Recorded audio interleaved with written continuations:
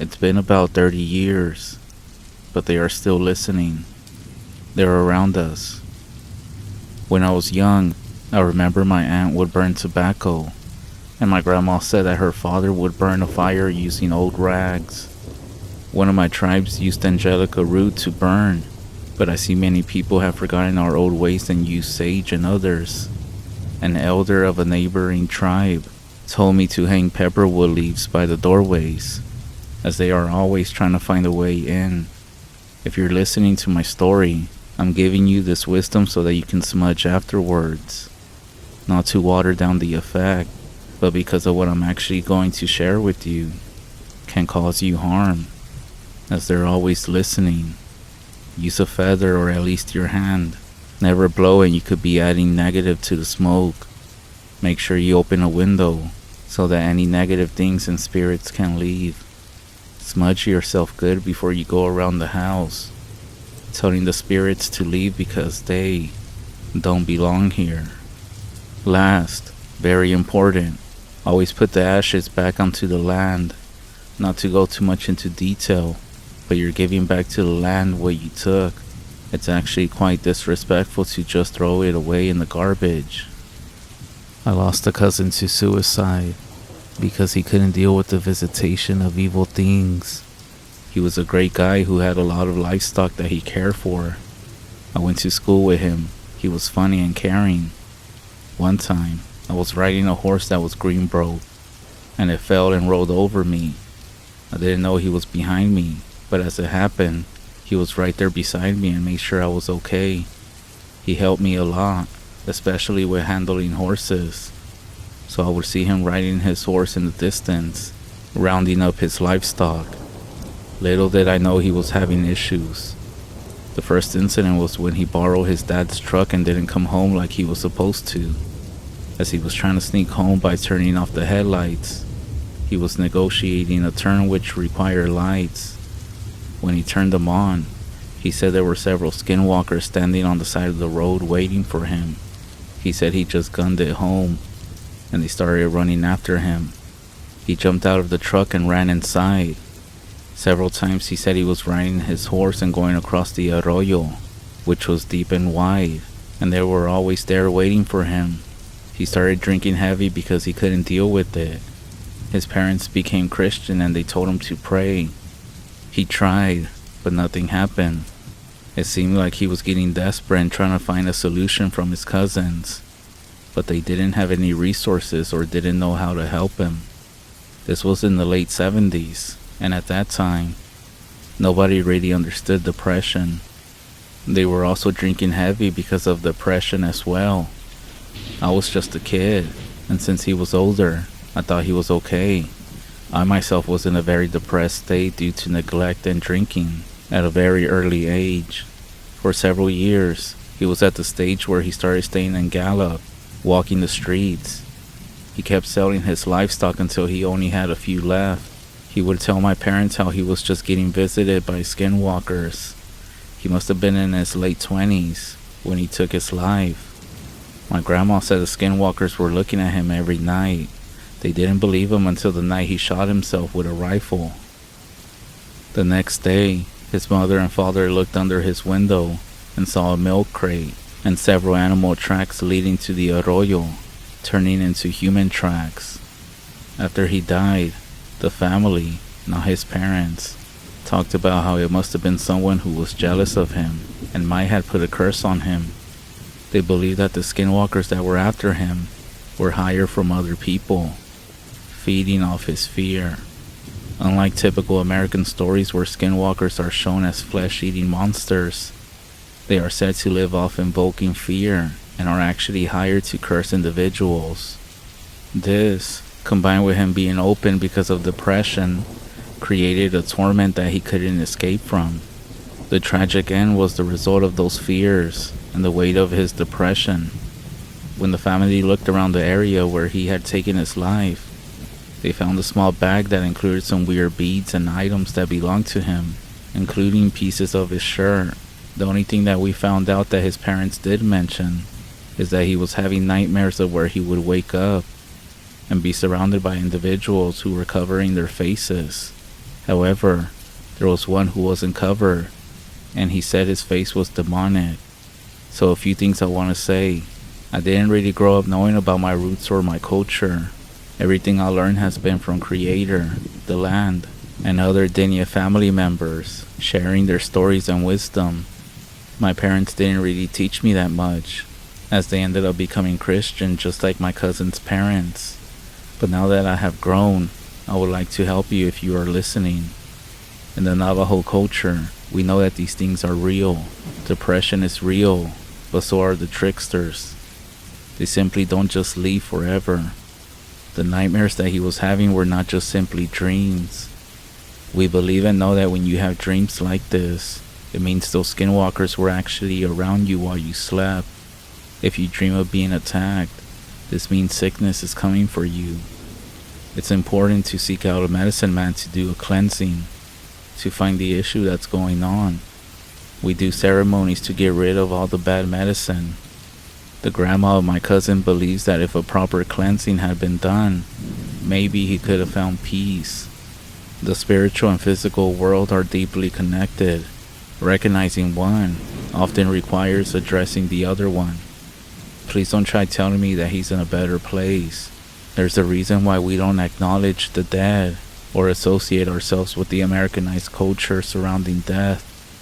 I won't go too much into this, as I don't want to draw bad energy into your life. So now, to my story. I haven't even started, but I will make this quick. I started having dreams and nightmares of my cousin, but it wasn't just happy dreams and visions of him, similar to his nightmares, and the weird part is that this was decades after. I'm now married, and even my own children are grown now. I smudged all of us and even the house itself, but this didn't seem to be working at all. Eventually, there was one dream that kickstarted my journey towards seeking guidance. It was a random night just like every night. I knew this wasn't good as some elders in the rest had told me about these things. I was sleeping and in my dream, it felt so real that I had woken up in bed. But as I got up, there were these 3 spirits, or maybe even demons, that looked human. They were standing at the edge of the bed. 3 of them were looking at me.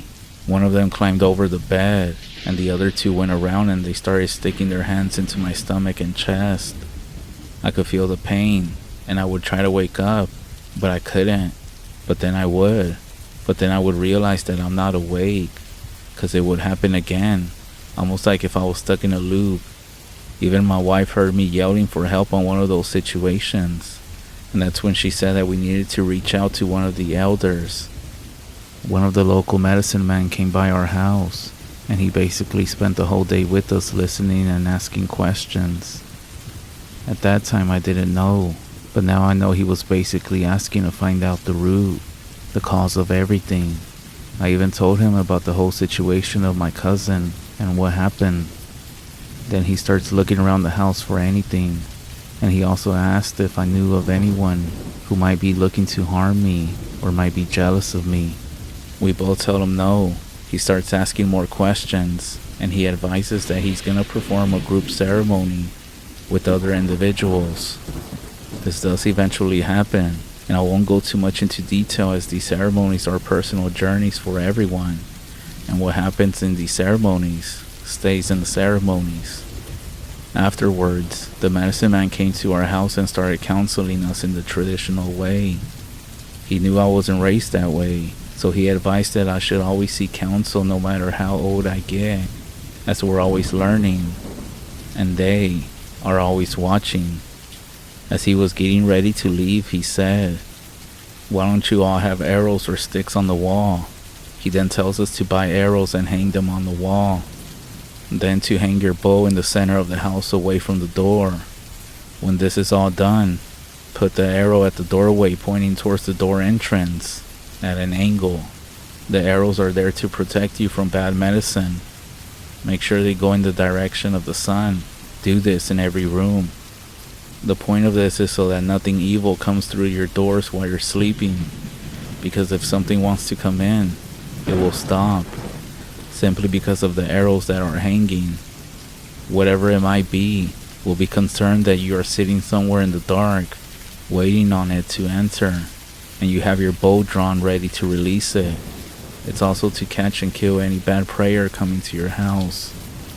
He also said that I invited a bunch of bad energy when I started smudging, as I was doing everything the wrong way, and was actually inviting bad medicine into my life and into my house.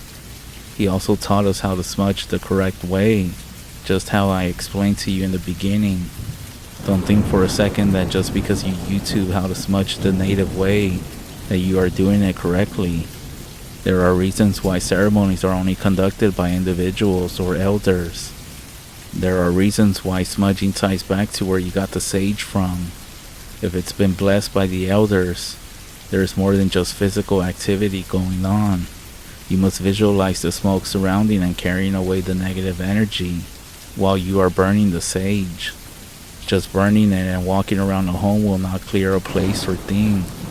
First of all, smudge yourself before you even enter the home. Burn enough so that there is a good amount of smoke. Enter the home from the left side and complete the entire smudge exiting the home on the right. While smudging, pray and ask the Creator to protect you, your family, and your home. Depression is real, and there are evil people out there that will seek individuals who are struggling with this to send bad medicine their way, possibly even the curse of a skinwalker. If it's still lingering in your home after everything, something negative has latched onto you that doesn't leave because it knows that you like it being around. Basically that you felt comfortable with it being there. If someone or yourself is bothered by smudging, even more reason to seek a cleansing.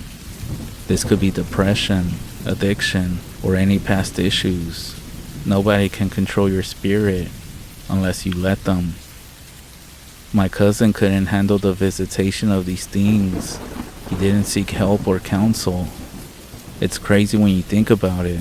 The combination of someone being jealous of him to the point that they would actually go out and cause harm by putting a curse on him is the fucked up nature of the heart of people. Imagine dealing with this shit, with what my cousin was going through, and still having evil, terrible dreams with manifestations of skinwalkers after you all this time. But that's what skinwalkers do. All the BS you hear of skinwalkers this and that, skinwalkers take joy in making your life hell. They're not even gonna eat your face and take your skin. I don't care if you believe in our culture. Words have power that come into existence, and even though my parents are no longer here with me, they did end up becoming fully devout Christians.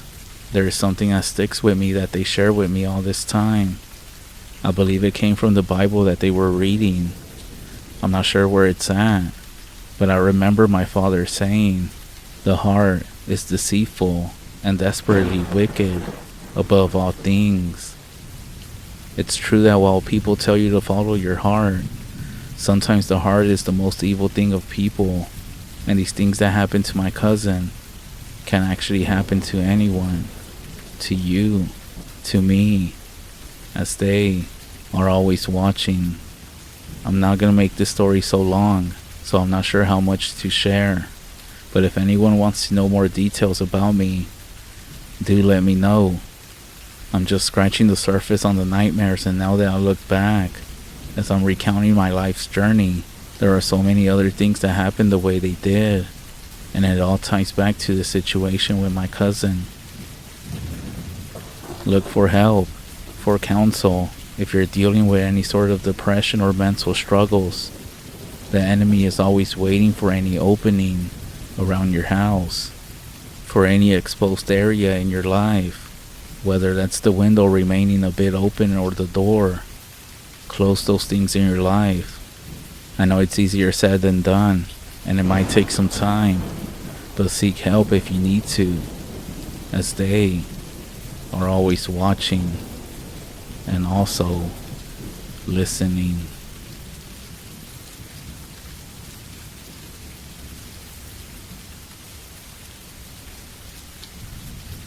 This story is unfortunately true. I changed names and ages slightly for privacy. I grew up in the Sierra Nevadas. It's a really beautiful part of the world with sprawling pines and plenty of lakes. I wasn't big on camping, but I spent a good chunk of my childhood weekends hiking with family and friends, and also spent many summer days tubing on the lake. On the summer that this happened, I was 16, about 10 years ago. Now my cousin Celia had come back from her first year of college, and her boyfriend Jay was visiting to meet her family and friends. Jay, like most visitors, wanted to go on a hike with lake views. Celia and I decided to take him on one of our favorites, a moderate hike through the woods on a gentle incline that peaks in the trees overlooking Lake Tahoe below. Jay had some hiking experience, but it was in less rugged terrain, and we thought this hike would be a fun challenge with the views that he wanted. It's an in and out trail that takes about 2 to 3 hours to the top and 2 to 3 hours back down. There are some smaller trails that branch off and offer steeper inclines, or even ways down towards the lake. The three of us set off on the hike. It was the first Saturday of his visit. The trail isn't the easiest to find, but it's really popular with locals because of the view and general lack of tourists. It was mislabeled on the most popular trails website at the time, so it was hard to find. We passed only a couple of other hikers, mostly granola-type couples with camelback water backpacks, hiking with their dogs. We made it to the top in good time and enjoyed our lunches overlooking the lake. Jay was impressed by the views and spent a lot of time taking pictures. In between selfies and bites of sandwiches, we mostly just relaxed and got to know each other. After about an hour of relaxing, that's when we heard it. A scream in the distance. Specifically, a mountain lion scream. If you never heard a mountain lion scream, it's really unnerving. It sounds a bit like a very loud, terrified woman letting out a blood-curdling shriek of terror. Look it up. It's truly a horrible sound. This was not good, because when a mountain lion screams, it's part of a mating ritual, or two male lions are fighting. Either way, hearing one scream meant there were multiple mountain lions, and pretty close. The bears in the Sierras are softies, but the mountain lions will attack you. They will attack your pets. They've even been known to attack bikers. There's safety in numbers, but even 3 is risky if you're talking about a hungry lion. Jay was really freaked out. There weren't that many big animals roaming around where he's from, and the thought of an animal large and willing enough to eat him was off-putting. Celia and I were alarmed, but not too scared. Between the natural disasters that occurred in the region and the sometimes deadly wild animals that got close to town, we were fairly unshakable. We had seen plenty of bears and snakes on hikes, and sometimes encountering critters is the price that you pay to enjoy the natural beauty. This also wasn't the first time that we heard mountain lions, and we had both seen them before. Of course, mostly from the safety of a cabin or a house. There was also an incident where, as kids, we laid out some expensive steak in my backyard, hoping that a mountain lion would come so that we could take pictures of it. It didn't work, and my mother was unhappy about the steaks.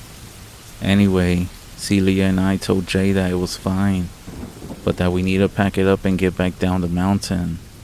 We packed up the leftovers of our lunches, and we took off at a faster pace back down the mountain. About 40 minutes into the hike back, Jay realized that he forgot his phone at the lookout in his rush to leave. Of course, after a brief back and forth between Jay and Celia, we decided to go back and get it. Actually, we decided that Celia and Jay would hike back up to retrieve his phone, and I would stay there, on the trail, alone, to warn any other potential hikers that there are lions in the area. I was mostly worried about those hikers with their off-leash dogs, and wanted to prevent a dog from getting mauled to death. This was obviously not ideal for any of us, but it seemed like the best choice at the time. I found a nice rock to sit in the shade, just off the trail, and was going through the pictures we took on my phone and playing Temple Run. There was no cell service or internet, but I knew they were going to be back soon. Celia and Jay had been gone for around 50 minutes when I heard the scream again, and it was hard to tell, but I swear it was closer than before. I started to get pretty nervous. Being in a group is better when dealing with mountain lions, and I felt like I was the perfect bait just sitting there alone in the woods. About 20 minutes after that, I heard the scream again, and there was now zero fucking doubt that it was closer. It sounded like it was coming from up the trail, towards where Celia and Jay would be coming down. Logically, I knew that lions don't scream when hunting. They are actually quiet. If there was a lion stalking me, I wouldn't know it. The screaming actually meant that it was doing something else, something not feeding related. However, knowing this did not make me less nervous. I actually became hyper alert, whipping my head around every time I heard a noise or thought that I saw a flash of movement. I turned my flashlight on even though it was the middle of the day. I got off my rock to stand in the middle of the trail, to have visibility up and down, and in the trees on the side of the trail. A couple of minutes after that, I heard it again. It was extremely close. By this time, I had full goosebumps and a pit in my stomach, a complete sense of dread. I looked around and tried to find the best place for me to stand, with my back covered in case of the worst. I decided to wedge myself up against a tree next to the rock that I was sitting on. I had good eyesight up and down the trail still, and into the trees across the trail. I continued scanning around, focusing my eyes where I thought the screams were coming from. Suddenly, I saw something, standing still, 20 feet up the trail. It was a man. He was completely naked. He was filthy. He was dirty. He was skinny. And he was just standing there, looking at me. I didn't even hear him come up. I know this sounds cliche, but it really was like he appeared out of nowhere, especially since I was just focused on looking for a lion. If you don't know where you're going, it's easy to get lost in the woods around there. The weather can change quickly, and people panic and get more lost in their attempts to find their cars. It doesn't take long, being alone, lacking food and water, in the wilderness, to make people confused, a little crazy.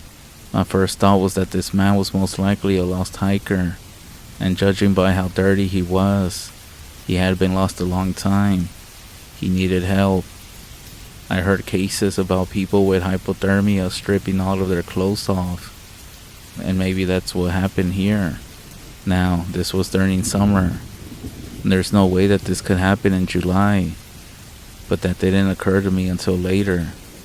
I started walking towards him, asking if he's okay. As I'm walking, I get this feeling of something being wrong. I'm not sure how to describe it, but my feeling is dreadful. The hair stood up on my neck. I stopped in my tracks, maybe about 15 feet away now, and had the overwhelming feeling to run away. It felt wrong, and he also looked wrong in a way that I can't even explain. Instead of wanting to help him, I was now terrified. I asked again if he's okay, and he looked at me. Then he opened his mouth wide and screamed. Not a normal scream. He screamed just like the mountain lion, a high-pitched scream, a shriek that made my blood run cold. It occurred to me that we were most likely hearing him the whole time. It was the single most terrifying thing I ever seen. I was so scared that I started screaming too. I was getting ready to run away down the trail, but I also didn't want to turn my back on him. Suddenly, he closed his mouth, turned around, and ran into the woods very quickly. He disappeared into the trees, but that feeling of everything being wrong was still with me. I felt like I was gonna throw up. I considered running down the trail to get away, but I decided to wait for Celia and Jay, who arrived within 10 to 15 minutes. I told them what happened, and we decided to call in to the rangers when we got service. Celia and I had seen some odd things in our lives. Her more than me, but she turned white as a ghost when I told them what happened. I guess they didn't hear anything on the way down. I always been disturbed since the incident.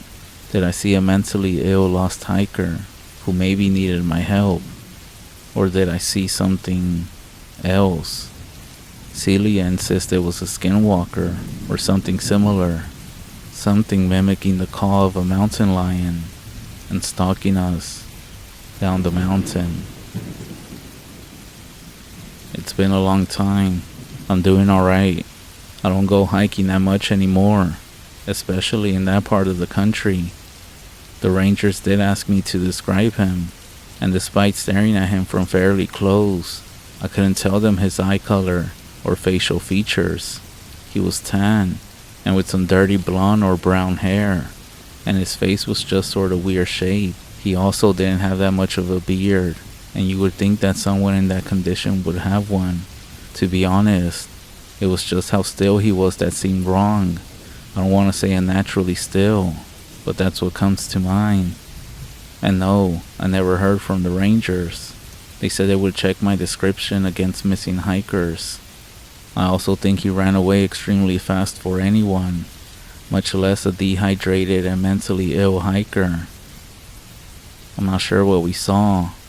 If anyone knows what this could have been, let me know your thoughts.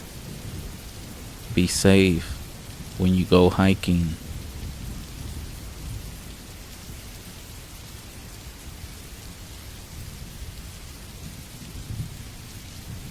This story happened just this summer. I'm only now getting around to writing everything down. I would consider myself an outdoors man. I grew up in the quote-unquote sticks. I spent a lot of my time wandering in and enjoying the backcountry. I'm older now and have settled down in the suburbs. A wife, 2 boys, a house, and a dog. A job in a cubicle, the whole suburban shit. I want opportunities for my kids that come from a suburban life, but I also want them to grow up with an appreciation for the outdoors. So when my oldest son was big enough for his first father-son camping trip, I was excited. My wife and younger son stayed home for this summer trip. I know it was going to be a great bonding experience for me and my son. Because my son is just 5, I didn't want to do anything too extreme on our first big solo camping trip. We needed a place that wasn't too deep into the Colorado Front Range. We needed a place that wasn't too deep, but still allowed for dispersed camping. I don't consider camping in RV parks or established campgrounds to be actual camping. You might as well be at a motel watching TV. Camping at most is a tent, a sleeping bag, and a fire. There was a dispersed camping area that caught my attention. I had never been to this area before. There were no facilities and it was dispersed enough you couldn't see or hear other campers nearby. My son and I had a blast that day. We set up camp, collected firewood, we went hiking, we saw a moose and a bobcat. We did try a little fishing, and finally, as the sunlight faded, we returned to our campsite to light a fire. We had a traditional and nutritious camping meal of fire-burned hot dogs and marshmallows. Definitely making some good memories for both my son and me. The perfect first camping experience for a preschooler. At least, that's what I was thinking. After all that fun, my son and I were exhausted. It was time for bed. The sound of the summer breeze through the pines is better than any commercial sleep aid. I don't remember drifting off, but it was one of those hard dreamless sleeps that only being physically exhausted can bring. One thing about my son is that he got many things from me. Hair color, eye shape, but one thing that he got from his mom was sleep talking. It's not strange to hear him having full conversations in his sleep, but it gets more pronounced when he's really tired. But something woke me up from my void of sleep.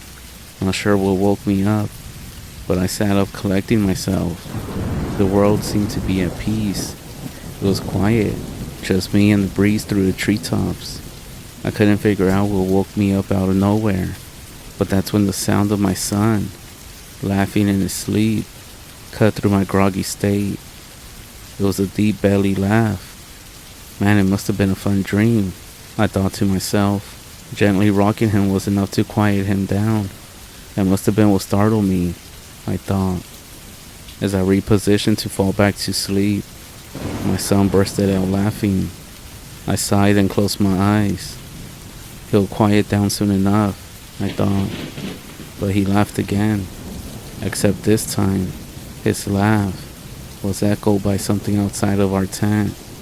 I held my breath and listened, unsure of what I just heard. It wasn't an echo. There was something out there, and it was laughing in unison with my son. My grogginess was replaced by the adrenaline as it began to pump. It couldn't be real. It had to be my imagination. I sat up in my sleeping bag listening to the night, hearing nothing. After a minute, I felt my body relaxing. I started to settle back down. I must have been hearing things. I was exhausted after all. Checking the time, I saw it was 4 in the morning. The sun would be up in a couple of hours. That's when my son laughed again. And again, it was answered with some laughing outside. I was now sure it was not an echo, as I was trying to make sense of what was happening. That's when the voice outside called out my son's name. My blood ran cold. That voice, it was so familiar. Then it clicked in my brain. It was the voice of my younger son. But that wasn't at all possible. He was safe at home with my wife, miles and miles away. That's when I started to hear twigs crunching beyond our tent.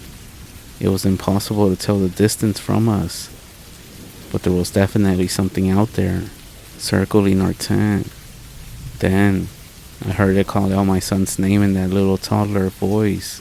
My 5-year-old son, who was still fast asleep, called out to his brother, asking him to play. The thing outside the tent laughed in reply, and it urged my son to come outside.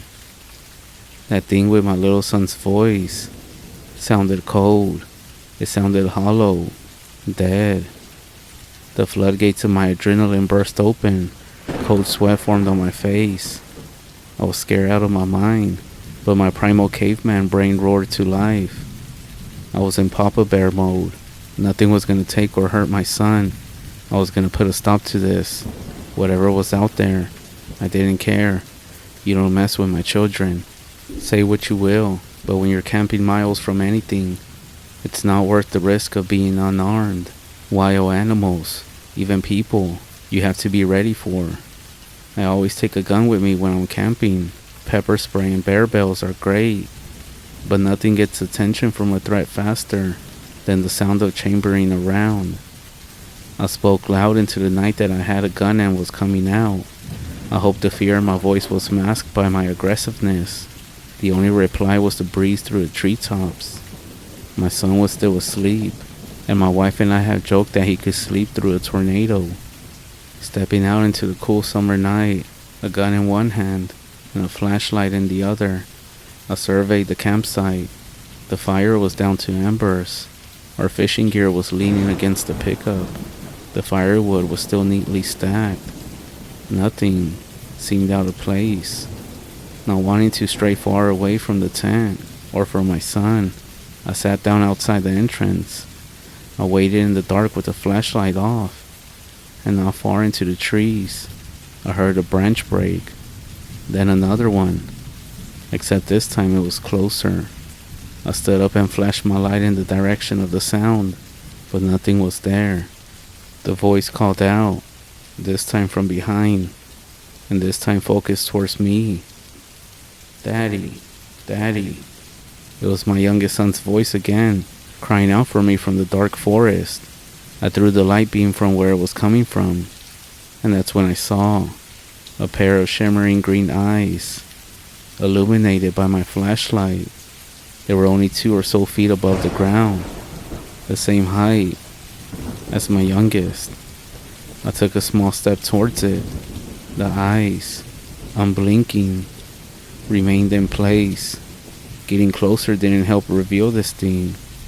It almost seemed to absorb the light from my flashlight, almost like it was devouring it, almost like a black hole. I couldn't make out its size, or shape, or color. It seemed to swallow up all the light around it, except for those 2 green eyes.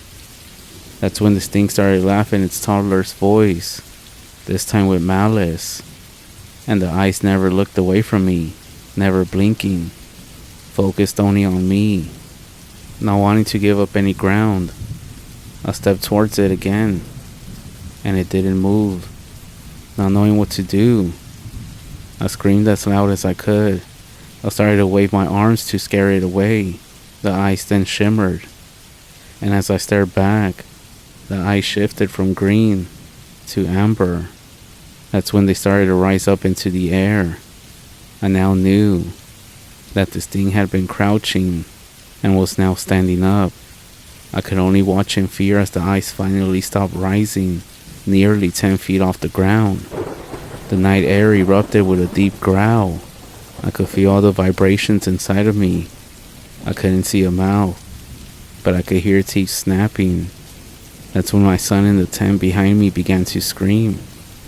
And that was the only time the ice lost focus on me and shifted towards the screams of my son. My only reaction was to fire my gun into the air. I did, and that's when the ice quickly vanished. My ears were ringing, but I could hear the growls turn to shrieks, followed by the sounds of crashing branches and undergrowth. I stood there until I couldn't hear the shrieking anymore. It went deep into the trees. I was left with only the sound of the breeze in the treetops and the quiet sobbing of my child. Twilight was beginning to illuminate the forest. Shaking and being exhausted, I sat down in the dirt in front of the tent, and I tried to collect myself. "Daddy, where are you?" My kid was shouting. That got me out of my daze. I picked myself up and went into the tent to retrieve him. Putting him in the truck, I locked the doors and wasted little time breaking down camp. We were out of that camp and back on the road by the time the sun started to break. I have no idea what that thing was. I do plan to camp in that area again, without my family, and definitely with some friends. I want to find out more about this thing. Thankfully, my son doesn't seem fazed by anything that happened that night. Thinks I was chasing a bear away from camp, and maybe he's right. Well, I hope he is. My son can't wait to go on another camping trip, but truthfully, I'm thinking the next family camping trip might be at an RV park, or even a motel. I mean, be considered family camping, right?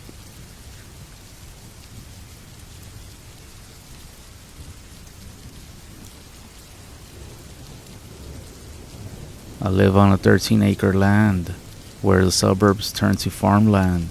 My parents live in the main house, near the road, while my fiance and I converted one of the barns on the back half of the property into our house.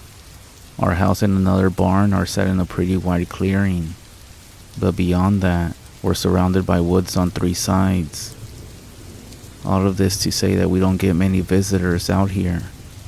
From the time we moved into the house almost a year ago, there have been some situations where I get this unexplained feeling of fear while I'm outside at night. I lived in the woods my whole life, including places far, far more remote than this. But I have never had this feeling before. The woods are home, and every other place I lived they felt like my woods. But not here. I had the feeling that I'm trespassing on someone else's land. Someone who is not happy to have me here. The other night I took my dog out for his last walk. It was around 11 p.m., so it was pitch black outside the ring of light that was casted by the floodlights on the side of the house. As I was walking towards the edge of the tree line, where my dog does his business, I heard a sound like someone imitating the sound of an owl, coming from the direction of the other barn, about 30 yards away to our right. I was so sure it was a human making the noise that I called out. "Ha, very funny, Dad. I assumed it was my father closing up the barn for the night, and he was taking the opportunity to try to scare me." But no one called back. It was at this point that my dog lifted his head from sniffing all over and froze, staring towards the barn. His hair stood up along his spine, and he started giving a low, menacing growl. Now this dog is obsessed with all people and animals. Everyone is a friend waiting to be made, and I've never seen him this aggressive towards anything, even other dogs that have tried to fight him. My dad especially is his favorite person on the planet, so there's no way he would have started growling towards him. Now, It was my turn for all the hair on my neck to stand up as a cold wave of fear hit me like a brick. My dog had stopped right at the edge of where the light met the darkness of the woods. Normally, the light gradually fades into the trees, still providing enough sight to see the outline of trees and shrubs, but this time, it ended with a solid wall of black. Suddenly, I heard that same fake sound, the sound of an owl, from only a few feet away, just on the other side of the darkness. My dog jumped and started barking, putting himself between me and the sound. He's only a little guy, so I darted towards him, scooped him up, and took off running towards the house. Behind me, I heard the sound again, but this time, it had a strange warble to it, almost like it was laughing. The next morning, I went out to check on the barn. I found the doors had been partially broken off the slide and were swung past each other the wrong direction, like someone had tried to force them open the wrong way. There were no signs of footprints in the sawdust or dirt, or any other signs of an intruder. I have no idea what was out there that night, but I will say, my dog and I stay well within the floodlights when we go out, after dark now.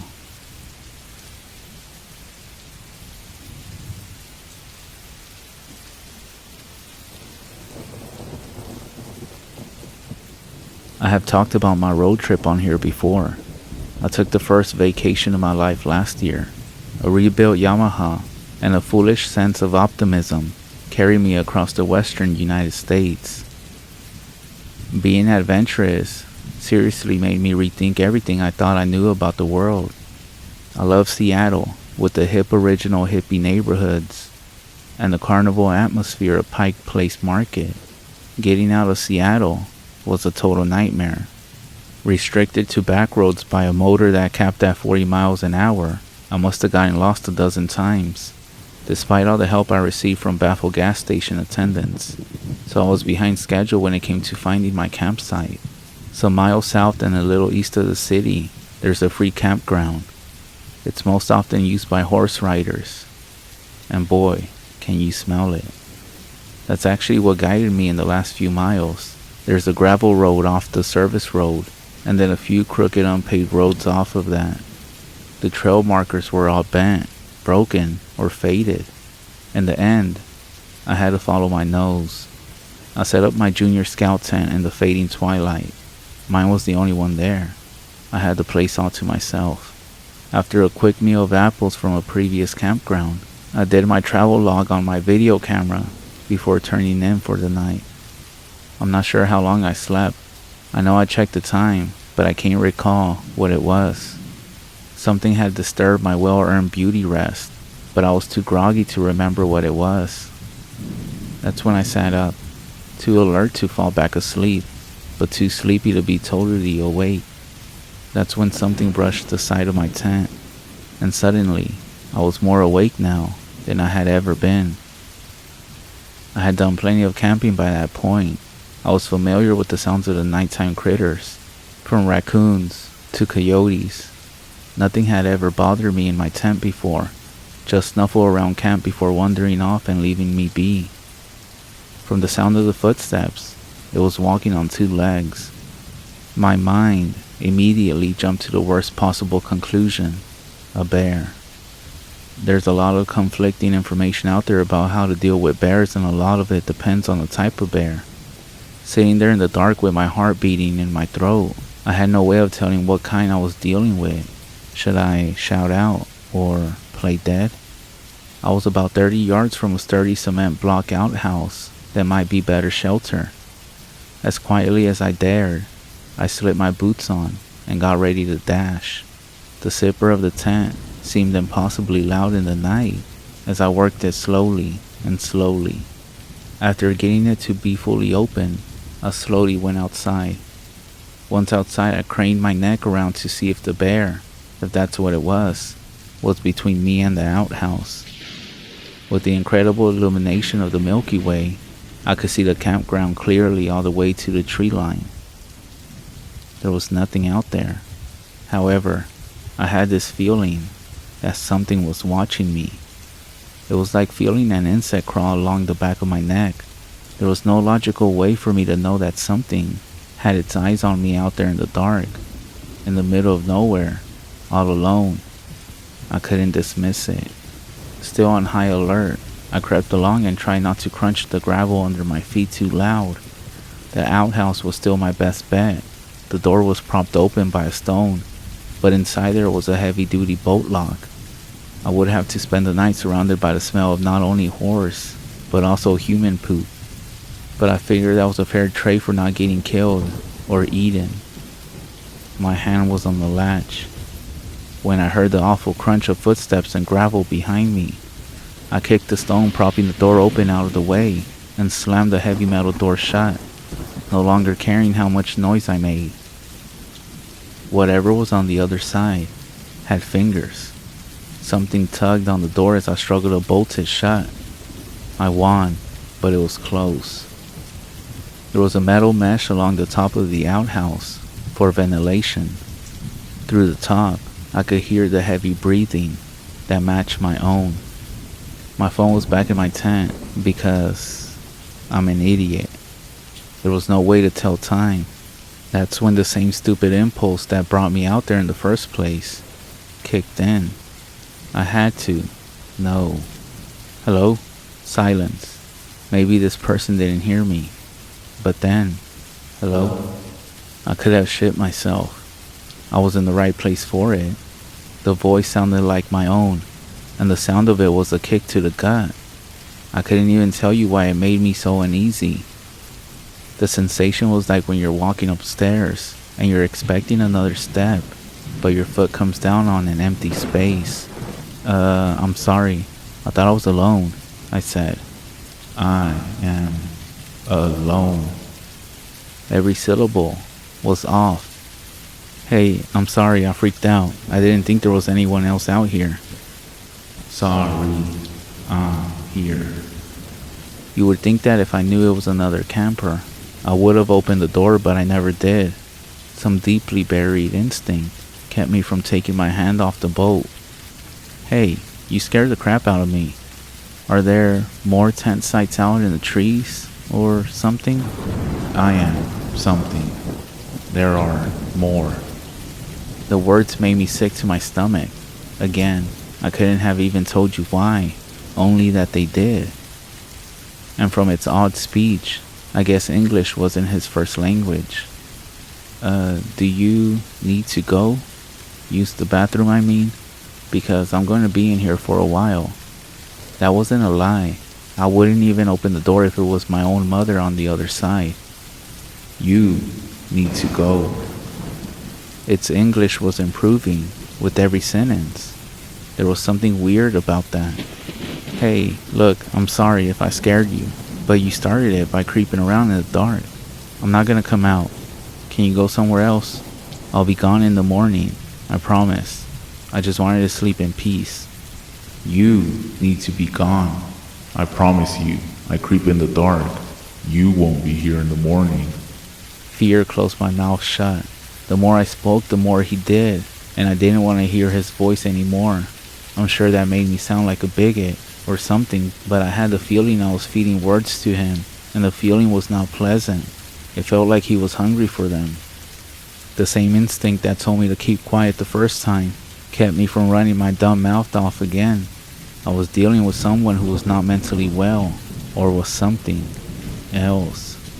The way he was speaking, and the way his words were coming out, and the tone and voice, there was no doubt that he was going to carry out what he was saying. I kept my hands on the bolt, while they cramped on the first rays of sun crept through the mesh at the top of the walls of my shelter. It wasn't until the sun was strong enough to make me sweat in my self-imposed prison that I felt brave, stupid, enough to speak again. Hey, are you still out there? Hello? Anyone? There was no answer, which was the best outcome I could hope for. I opened the door. My tent was untouched, at least from a distance. The oppressive feeling of being watched had dissipated. I dressed and broke down camp in record time. My moped cranked to life, but it wasn't until I went to put my helmet on that I saw the footprint. I had kicked that rock pretty far. It was close to my bike. Naturally, I went over to it. I had to know. In a clear outline of fresh mud, there was a single print on the smooth gray of the stone. Not human, but a hoof like that of a horse or goat. It was so fresh, so vivid. It hadn't been there last night when I used the bathroom before I gone to bed, and the soft mud in front of the outhouse door were more of the same. Some of them on top of my own boot prints. If you want to go looking for whatever the hell it was, be my guest. Just be careful with your words out there, because I figured out what was wrong with that voice when I watched the playback of my travelogue video. It was my own.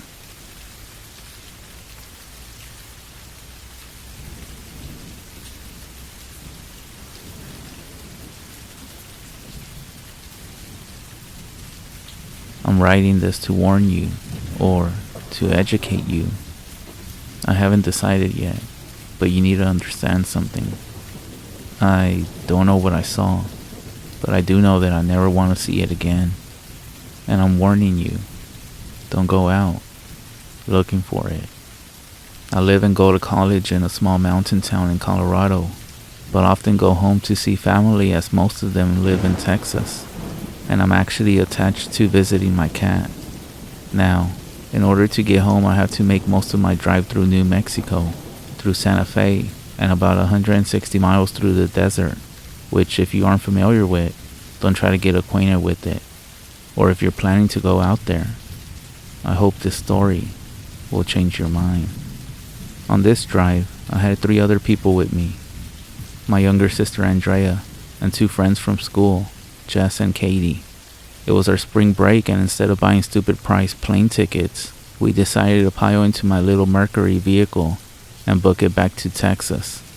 Unfortunately, we left the valley a little later than we were supposed to, because someone, which was actually me, was forgetting their wallet. So by the time we hit the stretch of desert, it was close to 1 a.m. It had been raining since before we headed through Santa Fe. Not super heavy, but heavy enough. It was 65 degrees. I do remember that, because it had been in negatives for quite a while because of where I go to school, so I was pleased to see something over 5 degrees. For this next part of the story, I need you to understand something. I hadn't been driving that long. I was actually awake. I didn't hallucinate, and I damn sure wasn't the only one who saw it. So please, believe me. We passed a white Prius. As he was driving away, I looked in my rear view mirror and saw something crossing the road, caught in the red glow of the taillights. It was walking with a horrible limp and dragging itself across the road on 2 legs. The motions were unnatural, even jerky. I slammed on my brakes, thinking someone had driven off the road and was stuck or injured. I slid to a stop about 20 feet away from it. The Prius had stopped as well, seeing the person in the road. I opened my door and stuck my head out in the rain to get a better view. It wasn't human. It stopped. The figure was illuminated by the taillights of both of our vehicles. It had to have been at least 7 feet tall, possibly 8. The skin was stretched like a too small shirt, cracking, hanging off its frame in long bloody ribbons. The jaw was almost totally unhinged from its face, the cheekbones disgusting.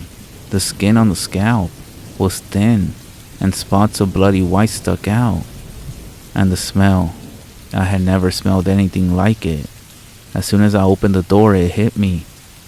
Rotting flesh, meat that has been left out for months, rotten milk, the kind of stuff nightmares are made of.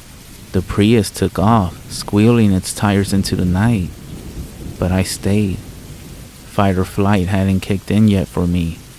This thing couldn't have been more than 20 feet away.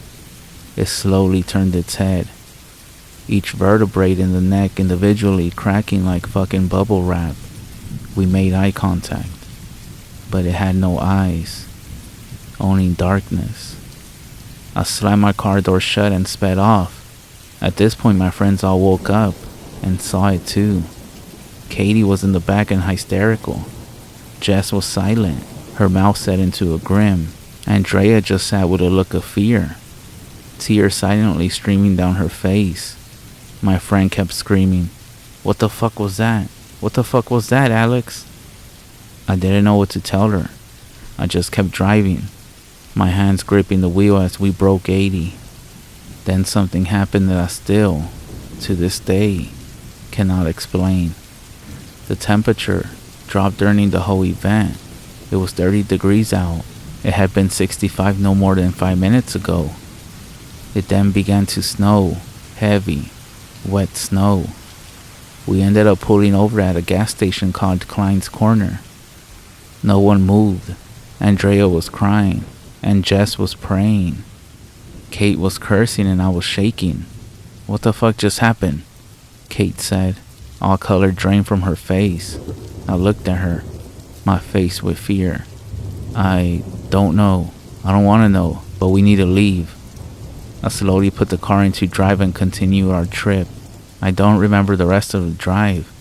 All I know is that everything else was fine. We reached Texas by 6 a.m. Nothing else happened. I'm not sure what it was. The closest I could come to was a skinwalker.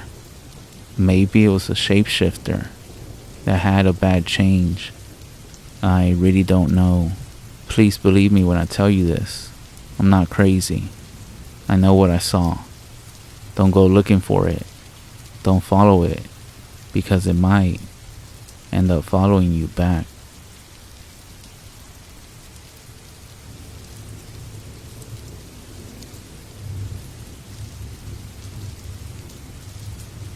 In 1987, my family and I moved to Las Cruces, New Mexico, a nice place, smaller than most cities, but interesting. The people there were kind, at least in the inner city. In the neighborhood where my family had moved, everyone was quiet and kept to themselves. Real quaint if you were the type of person who liked those kind of things. For me, I found it odd.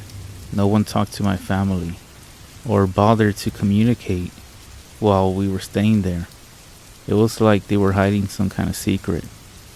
But I did notice one thing. No one came near the house. At first I thought I understood why. The house wasn't exactly in good shape, if you know what I mean. The walls outside were rusted. The grass outside was tall and filled with bushes, and the place looked like a dump. But after a while, I started to notice things. People on the streets wouldn't come near the house at all. They acted as if it was going to devour them or something. Kids on the street would point and stare, and eventually, after I started school, I learned just why the people there were so afraid of our house. "You know that place is haunted." That's the first thing someone said to me as I stepped into school. Not even a single hello or a welcome. No, I got nothing of that. At first I was a bit confused. "What's haunted?" I said to the kid in front of me, the one who decided to make that statement. He didn't say anything. He just turned around and started walking away. I was a bit curious now. I wonder if what that kid said was true, or if it was just some kind of prank, something to pull on the new kid. But I was very wrong. I now know. School went on for a while, and everything seemed fine. My father and mother were happy. My sister, she was happy as well. But I noticed things started to happen to me.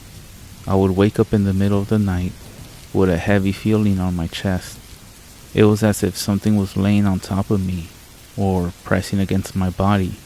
But when I opened my eyes, nothing was there. During those nights I swore I was being watched, as if someone was stalking me. There was this dark corner in my room that would appear every night. It was the only part of my room that was invisible during the nighttime. It was from that corner that I felt something watching me, as if someone was standing there. But I was too afraid to ever go and check.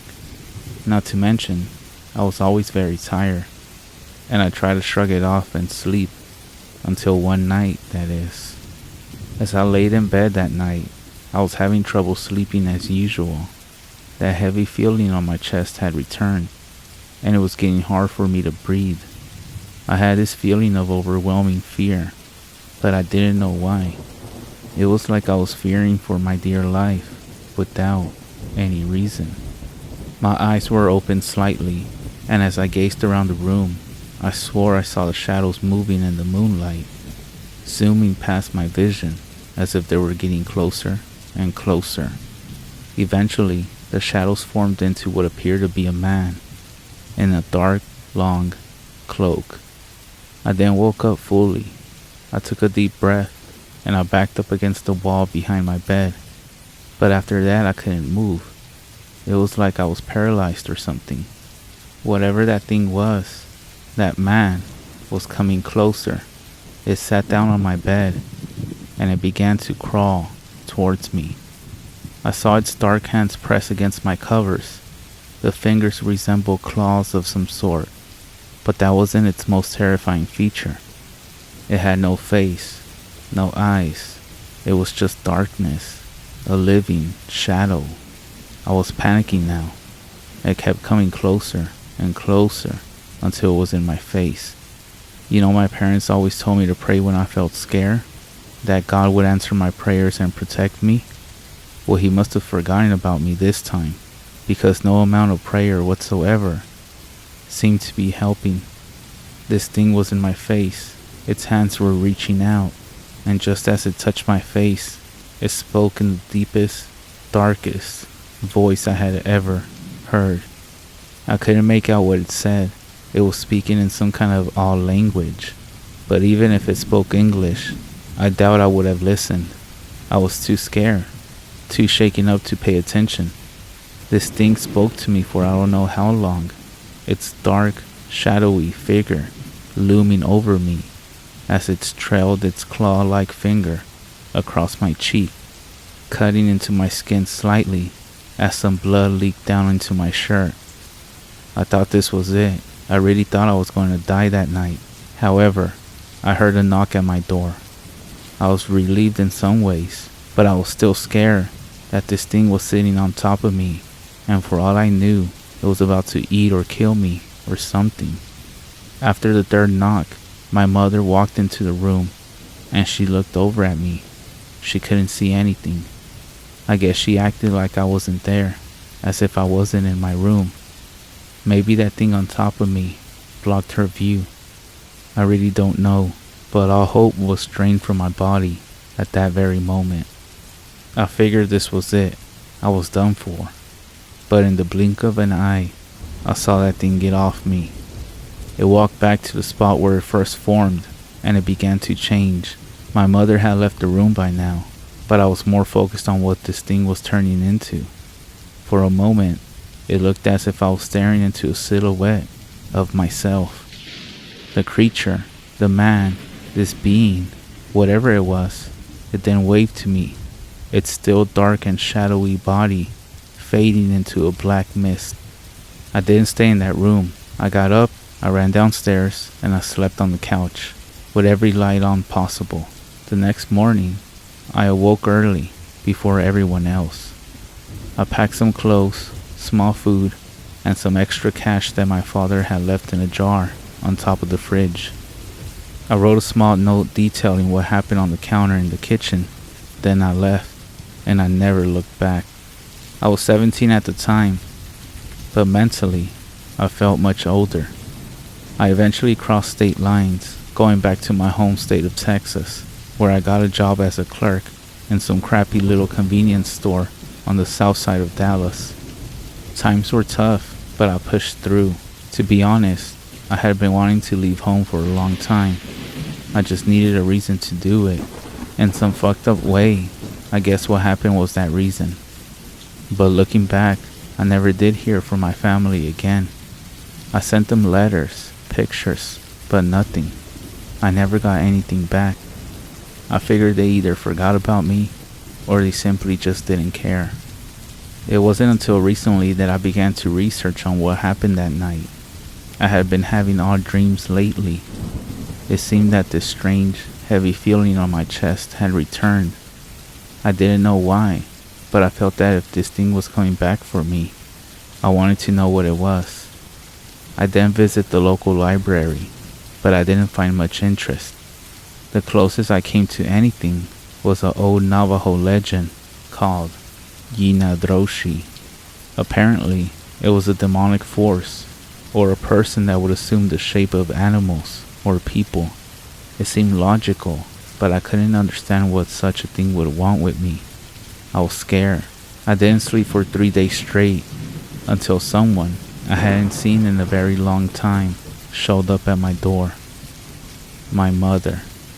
She was happy to see me, but she didn't seem that different since when I last saw her. Now mind you, I hadn't seen her for 25 years.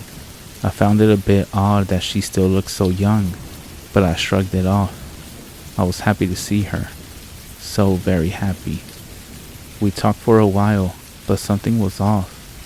Every time she looked at me, I got this cold feeling in my body. I felt as if I was staring at a different person. And after a while, I began to feel weak. I was tired. I hadn't slept for days. So I just went up to my room. Before that, however, my mother was telling me how my father left not long after I did, and that he took my sister with her. It was shocking, but I didn't care so much. I just wanted to sleep. But as I lay down in my bed, that feeling returned. That very same feeling I hadn't felt in 25 years. Someone is watching me from the corner of my room. I'm trying not to pay attention. I'm simply going to turn over and close my eyes. I'm not sure though if I'll make it through this night. I don't know if anyone will ever find this, but if you do, please find my family, inform them of what happened here. The journal of John F. Moncada was found thrown in the corner of his room by police earlier this month. He was laying in his bed, calm and lifeless, when they arrived. After examining his journal, police determined that the man had been up for a week or so before he eventually died from a heart attack. They also suspect that the man was hallucinating before he died, as the woman he claimed to be his mother was never there. In fact, she died 23 years ago in a house fire, along with the rest of his family. Strange, his bedroom window was open when the police arrived, and many neighbors claimed they saw a dark figure emerge a few nights ago. Even though there is little proof other than the witnesses' reports, the mirror in his bathroom, however, the police found many strange symbols carved into the glass, those of which were later translated from the Navajo language. There was one word, and it was burden. Police aren't sure if it holds any relevance to what happened here, but the case is now officially closed.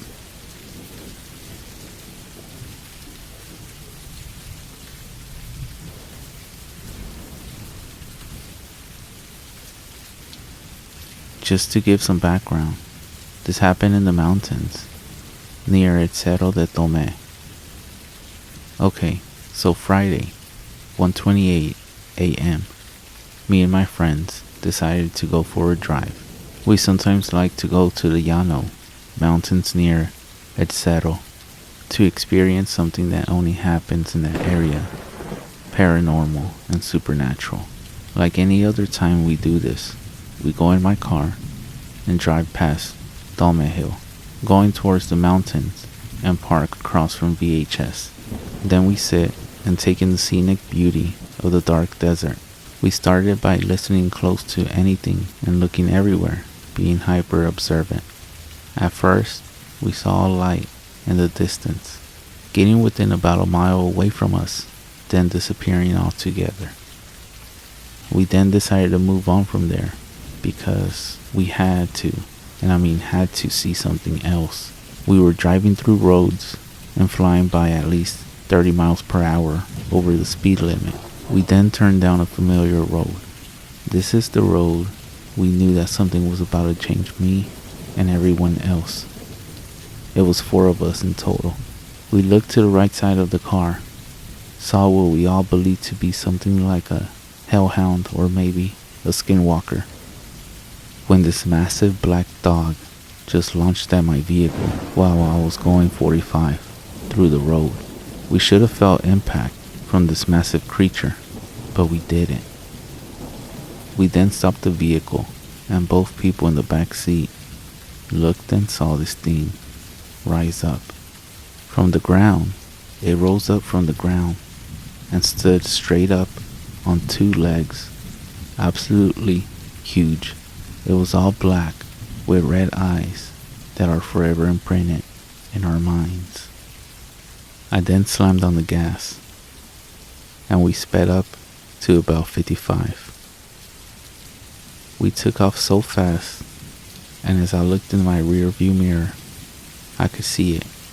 Huge fucking coyote standing on 2 legs looking at us as we're driving away.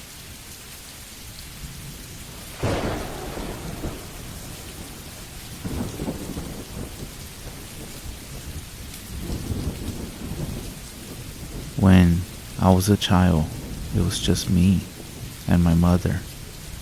We lived in a property owned by my grandma, a 3-story old farmhouse right at the fringe of the woods.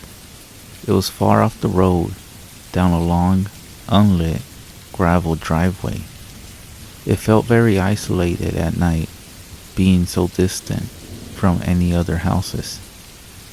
It was set in an area that wasn't inhabited for 30 years before we started living in it.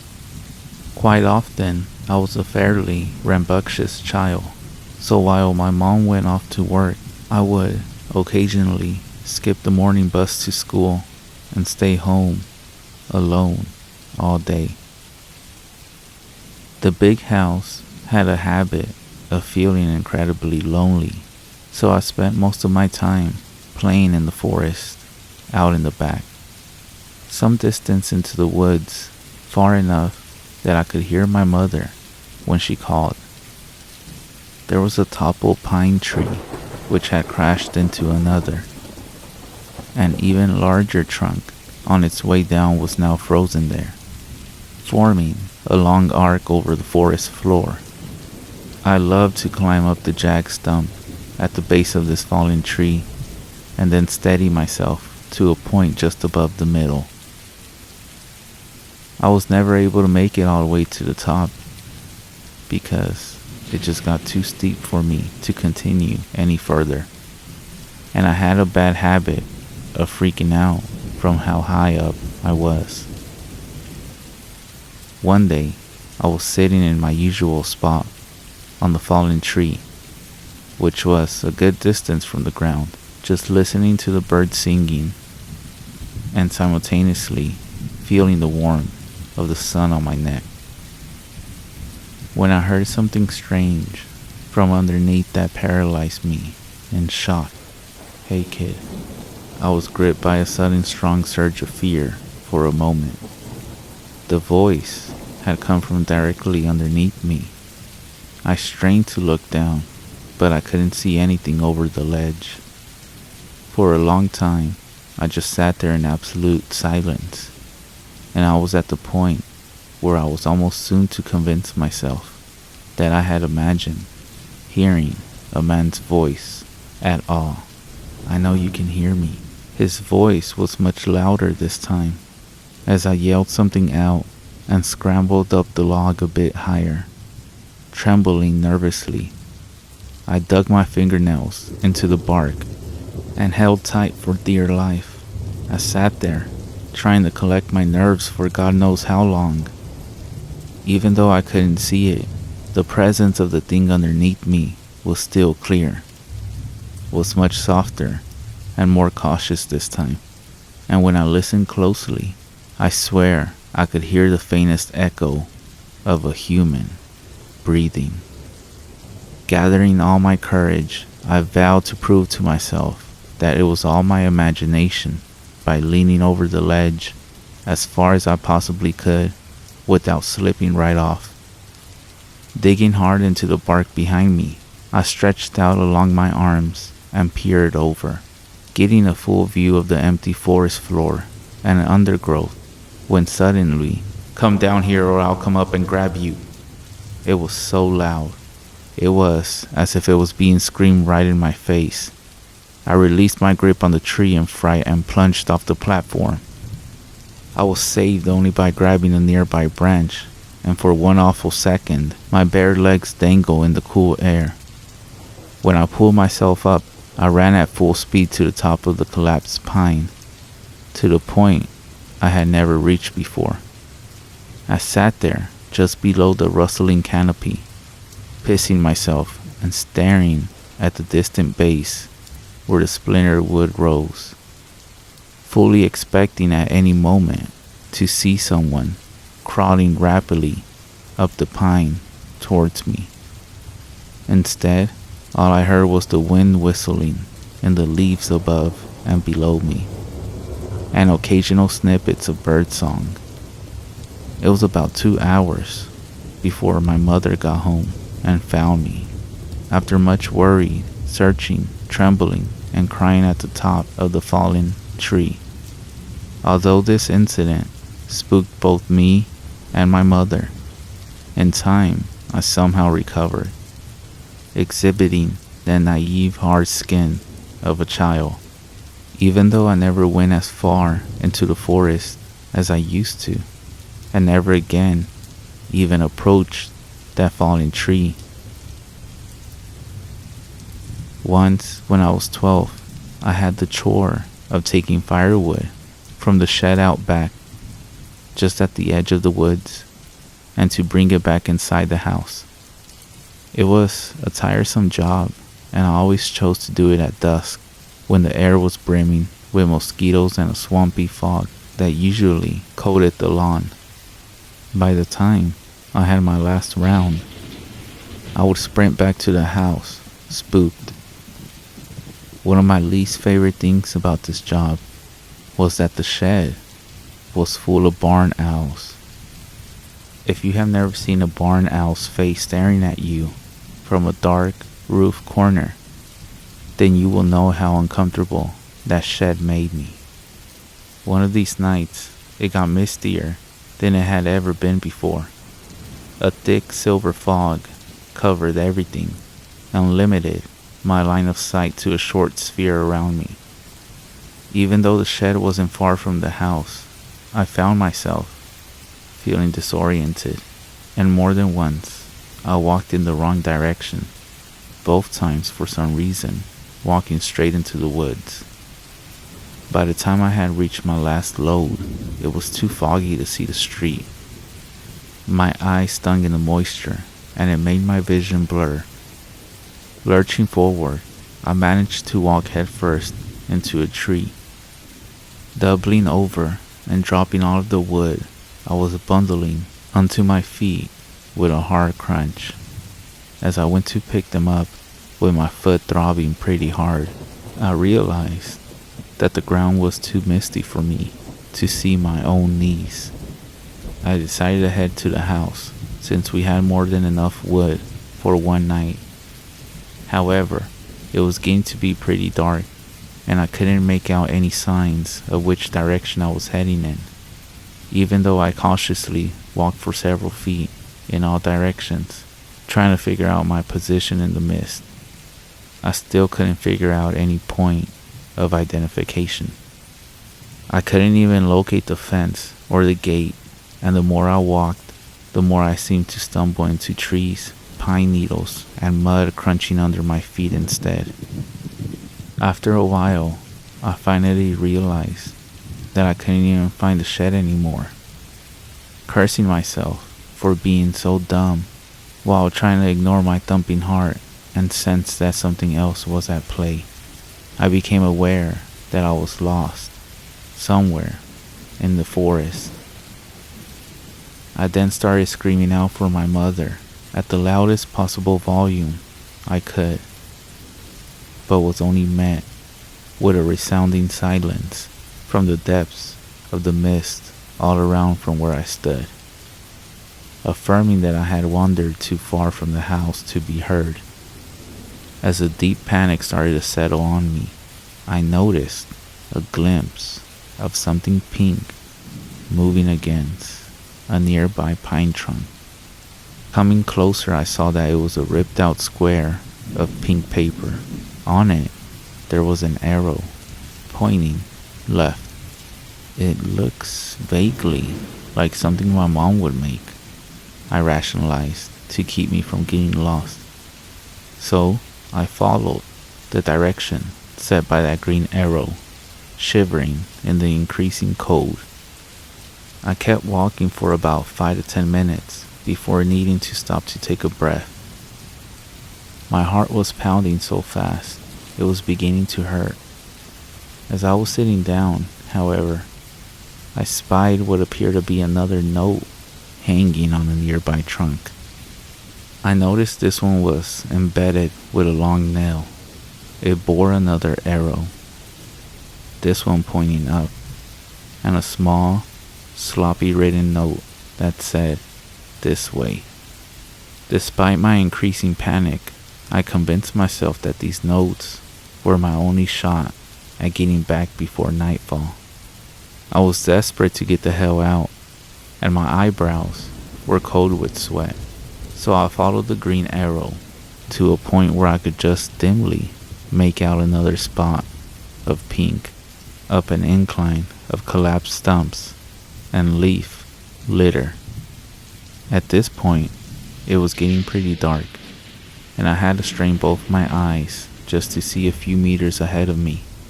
Following the green arrows, feeling more and more lost of where I was, I stumbled through the woods, groping out in the mist to feel for trees, even though I was terrified of something unseen grabbing my arm. I came across the third green note, which had another arrow pointing up again. This one led to a steep slope that I didn't recognize being anywhere near my house, and it was with a poorly drawn smiley face right above it. At this stage, I became too freaked to cope and started to cry there a little. As I slumped against the pine stump, the possibility that I would be out in these woods all night was beginning to sink in, like a syringe being driven into the veins within my arm. I caught a glimpse of another pink square in the near distance. Squinting hard, despite the previous week's nonstop rain, I read it from afar. What I read made my blood turn cold. I stood to my knees, dead silently, wobbling on them in fear. My ears were sensitive to any tiny prickle of noise in the mist. For a long time, I stood there in the rolling fog, reading that horrible note over and over again, until a snapping stick somewhere behind me caused me to sprint blindly, twigs snapping at my ankles and cutting up my face as I ran. Written on the note in big green letters was my name. It felt like I was running for hours. All the while, the rain and mist lapped at the back of my neck like the decaying breath of someone running right behind me.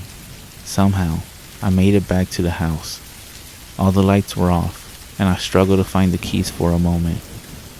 When I found them, I bolted indoors and quickly crawled into bed, where I remained unsleeping till morning. My mom just thought I had come inside and gone to bed and hadn't thought to leave the lights on. It was a miracle, aka some freakish coincidence, that I even found the house that night at all. The final incident at that damn house was witnessed only by my mother. Up until then, she had never experienced any of the strange things as I had, even though we mutually shared the same oppressive quality that the house's interior had on us and its placement in the woods. Although I was obviously never a popular kid, by living way out in the country in the opposite direction from everyone else at my school, I did make some tight friends in my first year of high school. One of these friends, Amanda was her name, invited me over one night and I accepted. My mother drove me out to the place, which was about 3 miles away, then drove back home. The night went well. We watched a horror movie, devoured some pizza, smoked a little pot.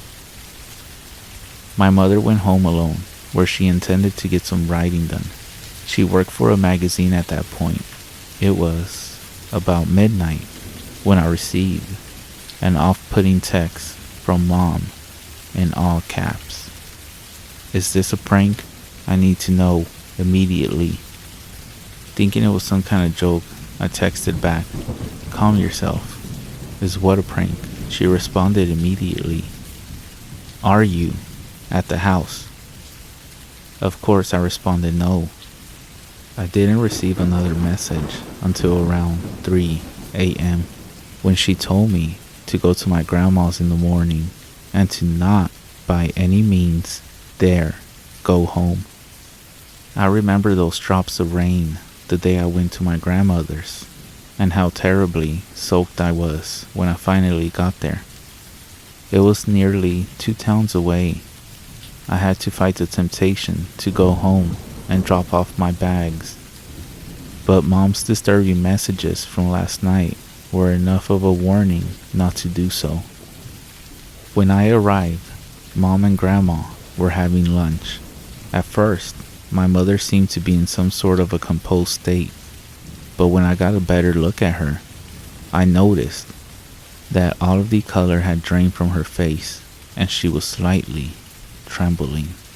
At one point, she even sent a small glass crashing to the floor after flinching at the cat brushing around her ankles. It wasn't until later that night, when my grandma was sound asleep, that she told me what happened. She even went further as to forbid me from telling old grandma, out of fear that it would horrify her superstitious soul too much. This was what happened the night when I was at Amanda's, and she described it in detail. My mother was sitting on the first story in the living room, where she sat on the couch by the fire, curtains open to the view of the sunset on the canopy, going over her latest draft. At first, it was so faint that she barely noticed it, but after a while, my mother became aware and vaguely irritated by tiny thumping noises near her head at the window. When she went over to investigate, she saw a fat brown moth of a kind we often get at that place, buzzing madly into the glass. Reasoning that this was the cause of the sound, she returned to her work, however, feeling rattled in some way. It was when the noises started to get sharper and louder that she paid more attention and saw that rocks were being thrown at the window from the total blackness of the forest edge. She saw them appear from the shadows of the bush and then fall in an arc and bounce off the window. Looking carefully, she could see some cracks from where some heavy ones had hit, right beside where her head had been moments before. Captivated, she tried to peer into the darkness enough to make out where the rocks were being thrown from. Then, with a startled shock, she jumped back from the window as she saw me standing half behind a tree right near the window, grinning wide and staring at her. My one visible eye stretched wide open, showing all the white. She barely let out a scream, seeing her own daughter standing there, just staring and smiling. Not only did this figure not move or blink, it was standing by one of the nearest pines, far from where the rocks were shooting up out of the bush. As they continued to do so, in a loud downpour. My face continued to press out at her, smiling, thinking this was all some kind of sick prank. My mother shouted my name at the top of her lungs. However, instead of responding, the mouth of this thing behind the tree just started moving, as if it were saying words silently, really, really fast. Suddenly, it turned its head to the side, and it seemed to be speaking with someone else behind the tree, my mom said, who couldn't be seen. But she could see a formless black shape hanging against the other side of the tree. The girl that looked like me kept staring at my mother and doing the silent, speed-talking thing, then turning and whispering to the thing next to her. Then she would turn back and start up again. Breaking the spell, she suddenly pointed straight at my mother and started laughing. My mother screamed and fled to my bedroom on the second story, where she shut herself in and sat at the far end of the bed as the rocks began to pitter-patter against the window downstairs. In my room, my mother said she did not feel safe. There was an awful smell and a weird humming noise in the walls, as she described. She tried to pray for a time before giving up and just listening to the rocks pelt the walls and windows. Somewhere in the kitchen, she caught the distinct sound of a window actually smashing and the weird, continuous humming. Listening more carefully, she could identify it as the softest hint of a mumbling voice. In absolute horror, she recognized the voice, and then, too afraid to look, she tilted her head up to the closet door, where an awful, white face could be seen staring right at her, with its mouth contorting and gapping in what sounded like Heidi sped up whispering. The closet door was only a meter from my mother. It then started to open slowly. My mother immediately bolted to the door, only to fumble with the lock as bigger and bigger rocks came crashing through the window, which burst apart in a spray of glass shards before finally getting out. Running out the house, completely keeping her eyes off the woods, getting into her vehicle and driving off. She said that she glanced back right at the end of the drive, and she saw two unmistakable human forms standing at my broken bedroom window, watching as her vehicle got further and further away from our house. This would be their final farewell, as my mother never stepped foot in that place again. As my mother told this story, she broke down into tears. I didn't doubt her, and I still don't. I truly believe that she experienced what she said she did. It was also quite clear that we were done living in that house for once and for all.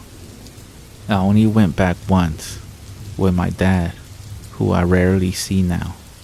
He came from another state to help us move. Mom had already found a place in town and moved in. My dad and I just loaded up his truck with all that was left inside there.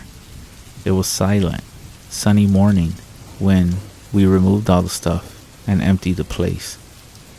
I wish I could say there was some closure, some final spooking to cap it all off, but there wasn't. It was just a relief to be out of there. There are, however, two things that I have to mention.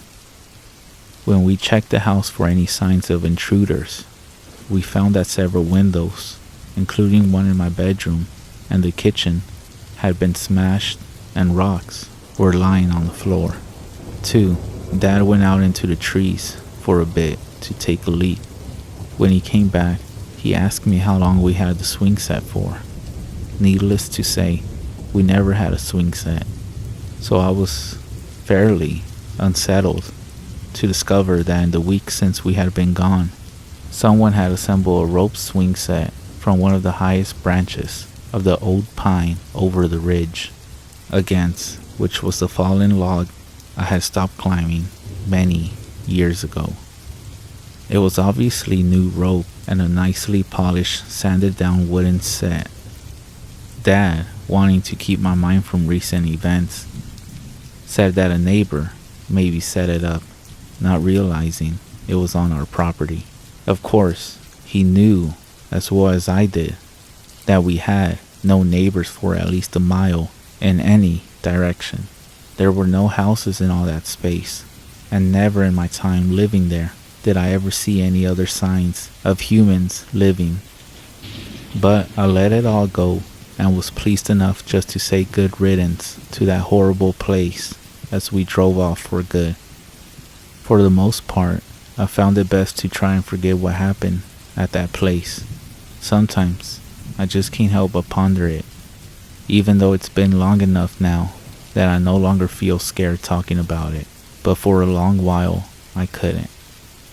My grandma just recently sold the house to a new family, that being a young couple and their little son, shortly after we moved out.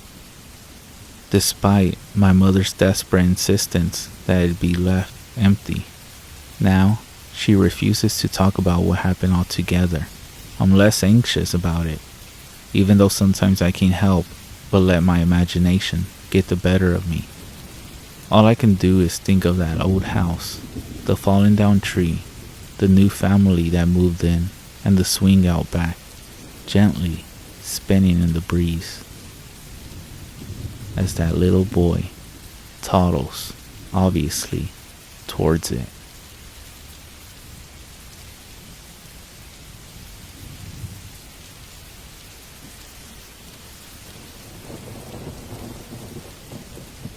I'm having a hard time remembering the stories told to me by my Navajo family, but when I Skype with them again, I will ask. This creepy set of events happened directly to me. So here goes. My first personal encounter. It's lengthy, but hey, skinwalkers, they require a backstory. It started when my two brothers, David and Luke's girlfriend, Sarah, all drove down to the desert to spend some time in the country. This is a reservation land, as it were, so there was red dirt everywhere. Southern Utah, a beautiful place if you ever get a chance. We had some pistols and decided to go out and do some target practice. We took our gear and some old targets to a place called Devil's Heartbeat. I had never been there, but all three of them were familiar with the area. It was a canyon about 200 feet deep. We stayed on one end of the canyon. About 50 feet over, the opposite side of the canyon rose up above us, Anasazi ruins. The Navajo may disagree with historians on the Anasazi's origins and departure. According to Navajo legend, they simply disappeared from existence, leaving behind plates, dishes, and food, and went into another dimension, or some equivalent. But whatever the history, the Navajo do not like to wander in Anasazi ruins. I have never asked why, but I figured it has something to do with disrespect, preserving history, etc. As such, none of the others cared a bit about these canyon ruins. They were more interested in shooting pistols. I could see old beds and even cave drawings on the cliffs with my naked eye, and I got this strange fixation on going over there. I'm not Navajo, and I felt that their rules didn't apply to me. I set off down the cliff without rope and decided I would climb down, cross the canyon floor, and then climb back up. This was a bad idea for a million reasons, but it was somewhat of a obsession. I can't explain the feeling. It was like magnetism. I wanted to be in those ruins, and it wasn't just some tourist-like curiosity. It felt like I was meant to go there. I kept slipping and getting stuck on the rocks, and I was so frustrated I almost started crying. Finally, I was deterred by the unmistakable sound of a growl coming from the canyon floor below me. There were trees down there, so I couldn't see what was making that noise, but mountain lion immediately rose to mind, and I got my ass back up to the cliffside. I said nothing to the others, and we shot the guns for a while. The only other strange occurrence was while Sarah was aiming, things got really quiet. We all heard a sound from behind us, maybe 20 feet away. It was almost like a growl, then a hoarse laugh, almost like a lion, and then a hyena. We had a clear view of the entire area, and there was nothing there. At least, not on the cliff tops, where we heard it anyway. The creepy part was that while David, Sarah, and I all heard it from a close distance, Luke heard the exact same noise right by his ear. We ended up camping out there to see if anything would happen, and this is when I got completely terrified. Before, I was only scared of wild animals. Even though we had guns, we were sleeping with no bags or tents. All we had were some blankets under the stars and a little fire, so I felt safe when we all lay down. I fell asleep pretty quickly, but woke up a few hours later to see everyone else laying down with their eyes open wide, listening. The canyon was completely full of noises. The only way to describe it is people banging rocks together. There would be one set, maybe 300 yards away, then another clacking 200 yards away, and then 50 yards away. The canyon echoes, so it was hard to tell exactly how many rock smacking rock noises there was, but they sounded like Morse code. We listened to this for maybe 10 minutes. No other animal noises. Nothing. Finally, David, who is kind of a hard ass and the least superstitious of his family, shouted, "Shut up!" And everything, immediately stopped. My heart was in my throat. We just sat there and stared at each other, wide-eyed. It was dead quiet. And then another super weird noise from the Anasazi ruins. I don't know how to explain this one either, but it sounded kind of like a zebra noise, like these squeaky thrills.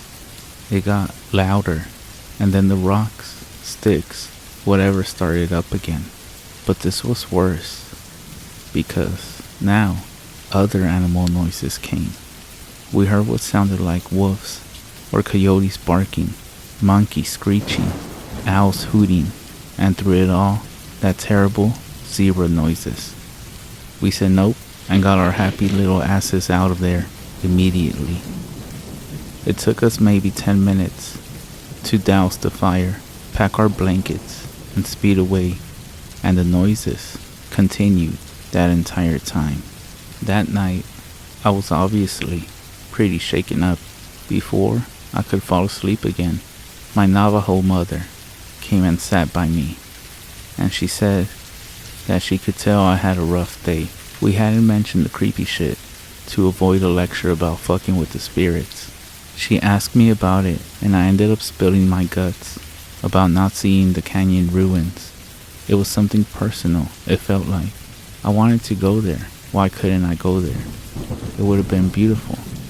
After I told her all about it, I could see that she had a really concerned look on her face. "What is it?" I asked, totally confused, and she explained something I had no idea about. The spirits in the ruins like to draw people up. When they get up on the ground, the spirits push them off. That's why we don't go there. I remain creeped out for the remainder of the visit. Fast forward a few weeks later, I worked at a shitty call center in Salt Lake City, third shift. It was my first night being alone, and I was feeling jumpy. My brothers already warned me that I had a skinwalker following me, but I, of course, didn't believe it. I don't smoke, but I follow my coworkers out for smoke breaks because I like to chat. Tonight, I lurked in the doorway because I had this horrible cloud of dread hanging over me. I was peeping out the glass door and being a total weirdo. It hit me then how paranoid I had been, and that's when I remembered that's what skinwalkers do. They mess with your mind. While I was pacing in front of the glass door, I decided that this whole thing was fucking stupid, and I was gonna go outside and stand there for the rest of my 10-minute break. Most of the smokers were already filling back in, but I walked out and put my hands in my pockets, looked at the sky, looked in the building, mentally patting myself on the back for not being a pussy. Then I saw something that I will never, ever be able to give a rational or even halfway accountable explanation for. We have like 6 parking lots, and one of the lots far away from me, maybe around 100 feet, I could see something walking. It was a dog, obviously, but it was almost limping and walked like it was tired or hurt. Me being the animal lover, forgot all about skinwalkers, and I started walking towards it, making the "come here doggy" noises, and then I stopped. That's when I saw it. The dog had the body form of a greyhound, and it was gray, but there was something very wrong with it. It had bloody legs, and it was limping, but it walked more like a person would, on feet and hands. Its butt was moving to and from, if that makes any sense. When it heard me getting close, it just stopped without turning, something I had never known any dog to do. And finally, it looked over its shoulder at me, and this is the freaky part. This dog was looking at me the way a person does. It had huge eyes, way too big for a greyhound, and its teeth were barred like it was considering biting me. Then it growled, but it was like a whistle growl, noises no animal makes. It almost sounded like it wanted to talk, or like if it was taunting me. Somehow, in the middle of all this, I realized it didn't have a tail. And I knew and heard from all the Navajo stories that skinwalkers, when they appear as animals, don't have tails. Forgetting all logic and rationality, I turned and took off. I didn't look back until I was back inside the building and had pulled the door shut behind me. And by then, when I looked, of course, the fucking thing was gone. When I described this to my brothers, they were absolutely sure it was a skinwalker, and they went through the trouble of blessing me, my apartment, blessing them and their apartments. I never saw the creepy bloody dog again, and I have never, since even slightly, wanted to visit the cliff ruins.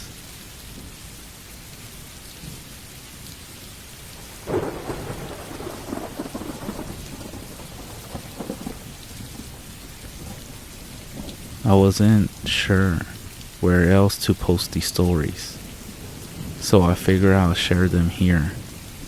I've been a search and rescue officer for a few years now, and along the way, I've seen some things that I think you guys will be interested in. I have a pretty good track record for finding missing people. Most of the time, they just wander off the path or slip down a small cliff and can't find their way back. The majority of them have heard the old "stay where you are" thing, and they don't wander far off. But I had 2 cases where that didn't happen. Both of these cases bothered me a lot, and I used them as motivation to search even more on the missing person cases I get called on. The first was a little boy who was out berry picking with his parents. He and his sister were together, and both of them went missing around the same time. Their parents lost sight of them for a few seconds, and in that time, both the kids apparently wandered off. When their parents couldn't find them, they called us, and we came out to search the area. We found the daughter pretty quickly, and when we asked where her brother was, she told us that he had been taken away by the bear man.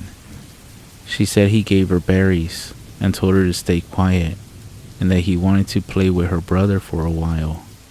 The last she saw of her brother, he was riding on the shoulders of the bear man and seemed calm. Of course, our first thought was abduction, but we never found a trace of another human being in that area. The little girl was also insistent that he wasn't a normal man, but that he was tall and covered in hair like a bear, and that he had a weird face. We searched the area for weeks. It was one of the longest calls I ever been on, but we never found a single trace of that kid. The other was a young woman who was out hiking with her mom and grandpa. According to the mother, her daughter had climbed up a tree to get a better view of the forest, and she had never came back down. They waited at the base of the tree for hours calling her name before they decided to call for help. Again, we searched everywhere, and we never found a trace of her. I have no idea where she could possibly have gone, because nobody, including her mother or grandpa, saw her come down from the tree.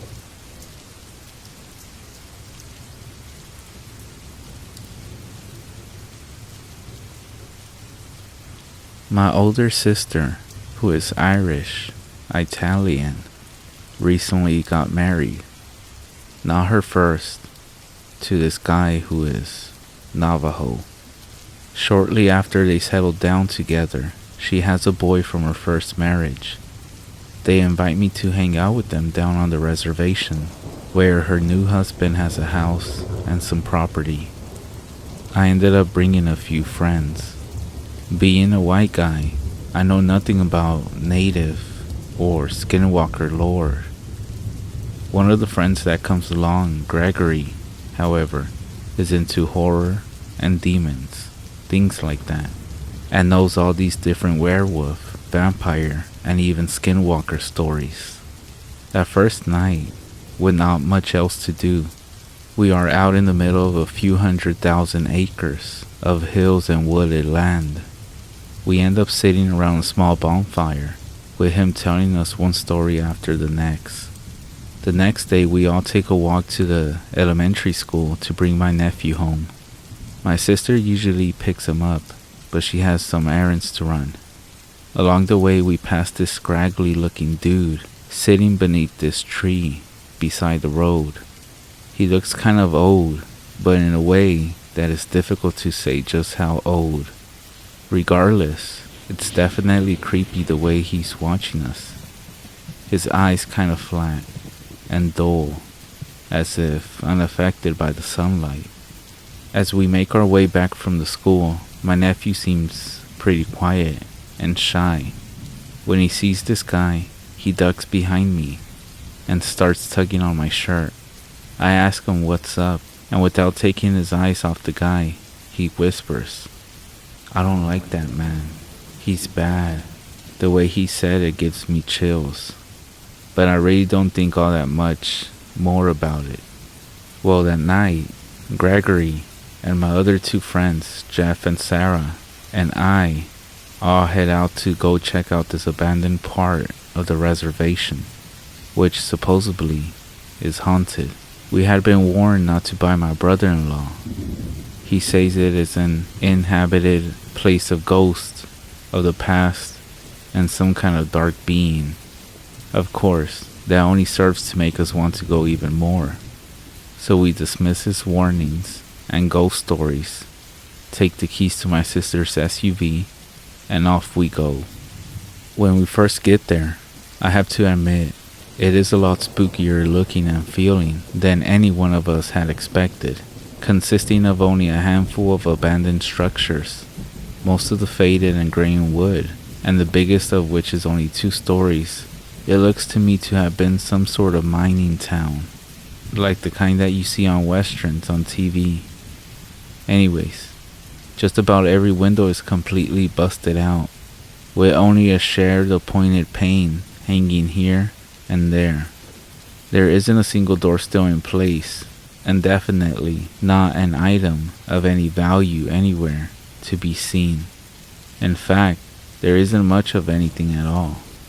As we walk around, going up to and looking into some of the places, but not entering, Jeff takes us to telling us how this reminds him of one of his past flings with some girl.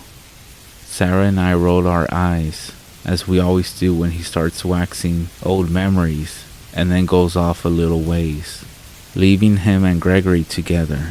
We find a cozy corner out of sight and start getting comfortable, if you know what I mean. We are going at it for all 5 seconds when we both notice it has suddenly turned chill.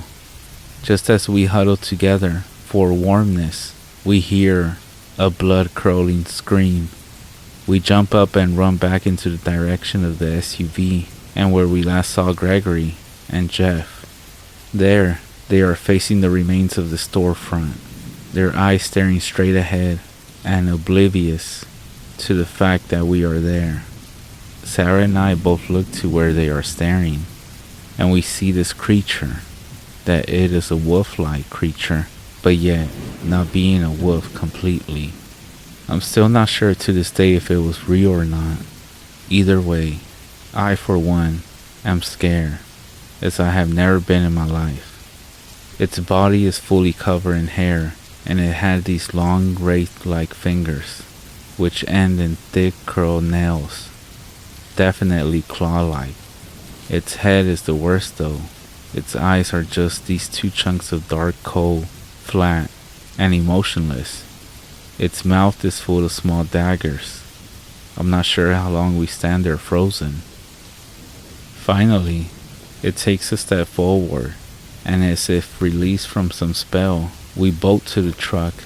Jeff and I jump into the front seat, he to the driver's side, and me in the passenger, while Gregory and Sarah go for the back. Jeff doesn't have his license, but at that point no one's arguing. The keys are in the ignition.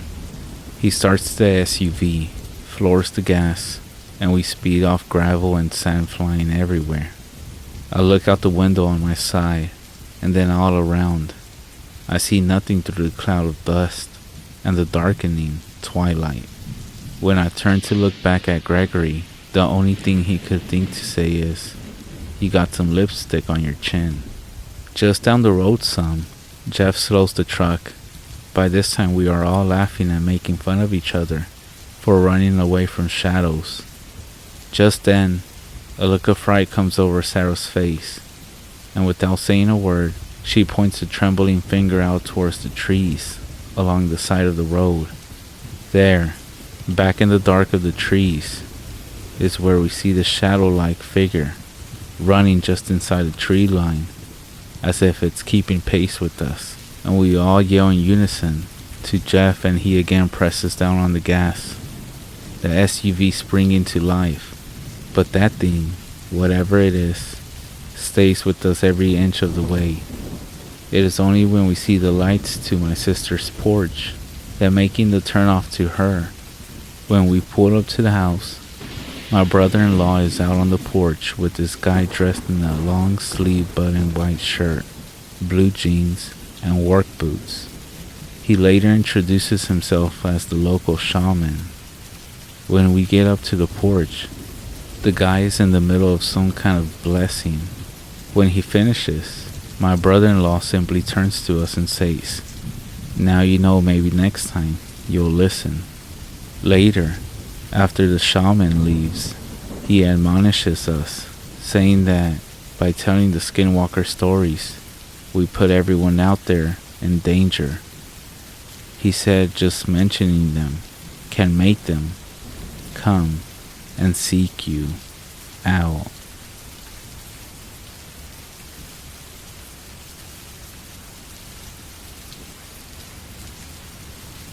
Okay, so I've been a skeptic of creepy paranormal things my entire life. I have never believed in that type of stuff. But the things I have heard, witnessed, at my grandparents' farm shakes me to my core. My grandparents own a large plot of land in central Missouri, and they have owned that land for around 40 years. I've been to that farm over 10 times, and every time I go, I always get this terrifying feeling that something is watching me. Like, there's always something behind my back. I have also had many strange encounters there that are downright bizarre.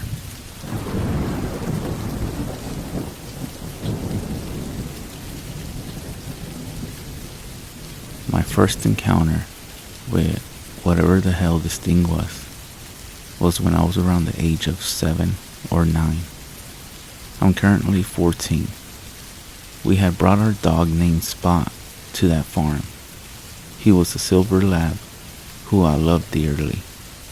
I was exploring the forest behind the house, just enjoying the summer breeze, when my dog started growling. A deep, sinister growl that I had never heard him make. I turned around quickly to see what he was growling at, but I couldn't see anything but forest among more forest. While my eyes were scanning the area of where my dog was growling, some animal shot out of the brush so fast I could barely see what it was, and before I knew it, it was gone. I sat there for what felt like an eternity, absolutely flabbergasted by what I just witnessed. From what I could see of it, it looked like a coyote, but the speed at which it moved was absolutely insane. It moved like at 90 miles an hour and made almost no noise. But the most creepy part was that the place it jumped out of didn't even make an imprint of where it was laying. And from where I viewed it jumping up, I should have been able to easily see where it was hiding. Shocked by what I witnessed, I just decided that was enough and went back inside the house. My second encounter happened when I was around 10. I was visiting the place, and like usual, I was getting the feeling I was being watched. That first day was normal, and nothing really creepy happened. I was just spending quality time with family. But when night came, that's when shit started happening. I was trying to sleep in the twin bed that was shared by my mom's brother when he used to live there. That's when I heard tapping. Not tiny little taps, but loud tap. Almost like it was banging. It was coming from the direction of the window. I slowly sat up and looked at the window, but there was nothing. So I assumed it was just some animal or something like that. 5 minutes passed and no tapping, and I was drifting off to sleep when, this time, not a tap, a slam, a loud slam directly into the window. I'm not talking about like a hit. It sounded as if something absolutely massive hit the window. I shot up so quickly, I nearly passed out. I decided enough was enough and grabbed the flashlight in the drawer and shined it out the window. Nothing. 10 seconds passed. Nothing. I was about to go crawl into my mom's bed when I heard it. A screech. A screech that was not achievable by any human. So loud, it pierced the quiet, peaceful summer night. I can't put into words what that sound sounded like, but it was dark and horrible, and I still remember it to this day. I froze, unable to move muscle. I was so scared. I was sitting there still as a statue, petrified by what I heard. That's when my instincts kicked in, and they told me to run into my mom's room, which I did. For some reason, I didn't wake her up. I just cuddled up next to her and didn't sleep the entire night. All I could think of was that sound, that horrific, terrible, bloody screech. My next encounter was when I was around the age of 13. I was back at my grandparents', just enjoying my time, like I always do, when my grandpa suggested that we go deer watching. I agreed because I had been doing this since as long as I could remember. And it was never an issue, and it was extremely fun. So we took the Polaris, and we went around 6 to 7 p.m. to look for deer. We decided to go into the most eastern pasture, because that's usually where we spotted the most deer. 30 minutes passed, and we had seen a few deer, but not as much as we usually do. But then, this is where the shit begins. I get that feeling again, that dreadful feeling that something is there, in the shadows, watching me. But this time, it's a lot more intense. Like if it's right up behind me, but when I look, it's never there. But this time, it appears that my grandpa feels the same presence as me too.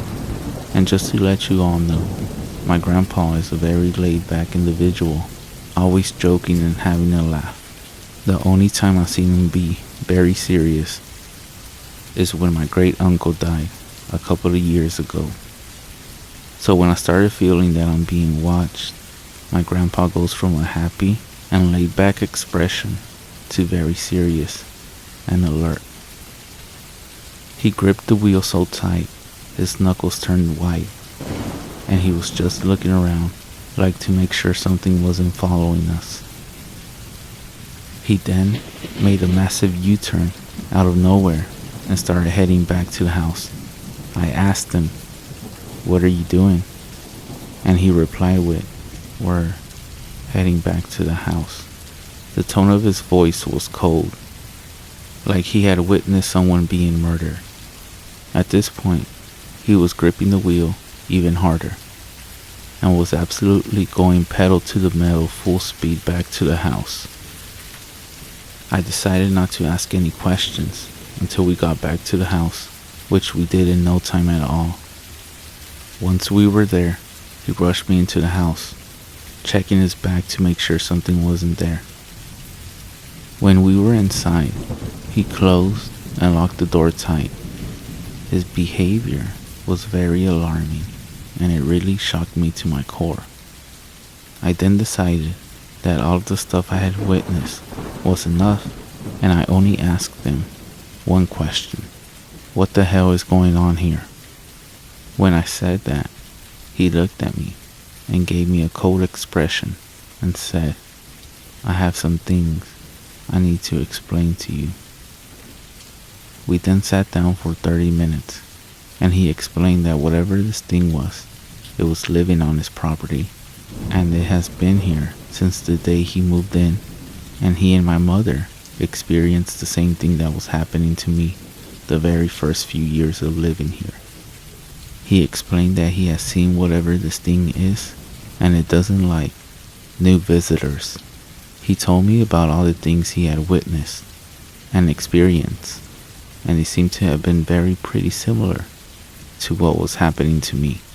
He told me that he knew this was going to happen to me, and that he was always watching to make sure I never got hurt because he knew this creature better than anyone else. We talked some more, but all of it was the same. It was now late, and he decided that I couldn't sleep alone, so he had me sleep with my mom. We promptly left the next morning. I have not been back since that day. This last encounter isn't really an encounter. Two things have happened at my grandparents' farm. Recently, we brought my sister's horse to the farm. The first night for the horse was hell. My sister's horse has always been very friendly and not shy. But the first night of my sister's horse being at the farm was bizarre. The next morning, my grandpa woke up and was doing his usual chores and went to go feed the horse. He noticed that the horse was acting very weird, extremely shy and timid, but when he took a better look, he was shocked. The horse had 3 10-inch gashes down its side, like something had clawed at it. It was ruled out that the horse ran into the fence, but I think otherwise. Also, around the same time, my grandparents adopted a dog and named it Panda. Panda was a Jack Russell Terrier who was 2 months of age. 5 days later, he was found dead with deep puncture wounds on his body and with his neck slashed up. They said it was a bobcat or mountain lion, but I also think otherwise.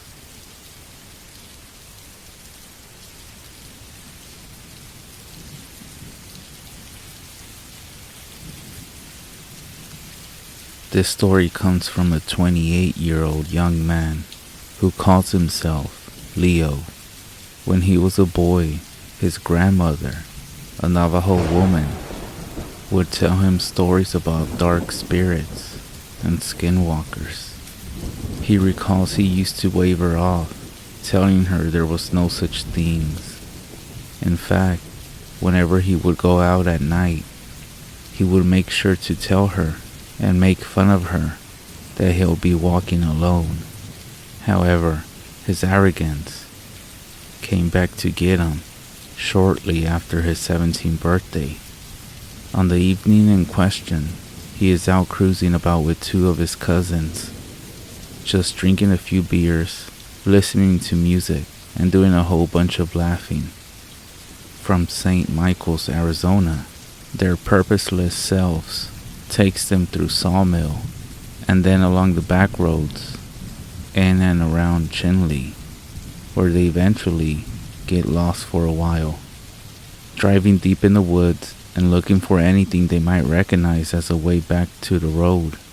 Leo is sitting in the back seat on the passenger side and looking out the window.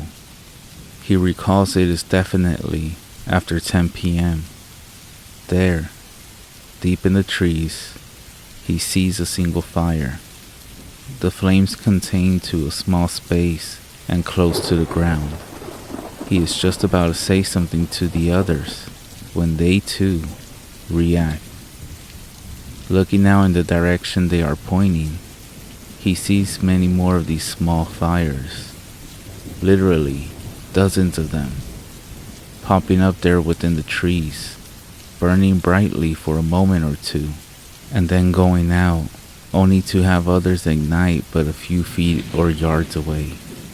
This goes on all the while they are driving along through this one stretch, and seems to be keeping pace with them. Leo first has the thought that it is maybe a controlled fire process, something the local rangers and fire department do to control the undergrowth to reduce the potential for out-of-control forest fires. But being that it is nighttime, he quickly discards the idea. Besides, he notices and mentions to his 2 cousins that the fire so close to the base of the trees should be setting them on fire as well. Yet not one of them goes up or, from where he's looking, even gets scorched. They're both spooked and intrigued, they pull the car alongside the road and get out, beers in hand. However, they stay by the car with no desire to actually go into the woods. One of the cousins starts calling out to see if anyone will answer. The other cousin is less eager, telling everyone to be quiet and listen. But there's nothing to listen to. The fires, which continue to flare up and die down, aren't making any noise. For example, there's no crackling of anything burning, not even small twigs. Then within seconds, they find themselves standing in the dark. Every fire has now gone out, and there's not even new ones. Not believing their own eyes, they walk into the trees towards where they had agreed that one of the near fires had been. But no matter how much they look around, they can't find any sign of fire. No smoke, no charred ground, and no ashes. Nothing. There isn't even the smell of burned leaves or wood they expect to linger. But what's even more strange is that when they do go back to the car, they can't help but notice the smell of smoke on their clothes. The next morning comes, and Leo tells his grandmother and mother what he had seen.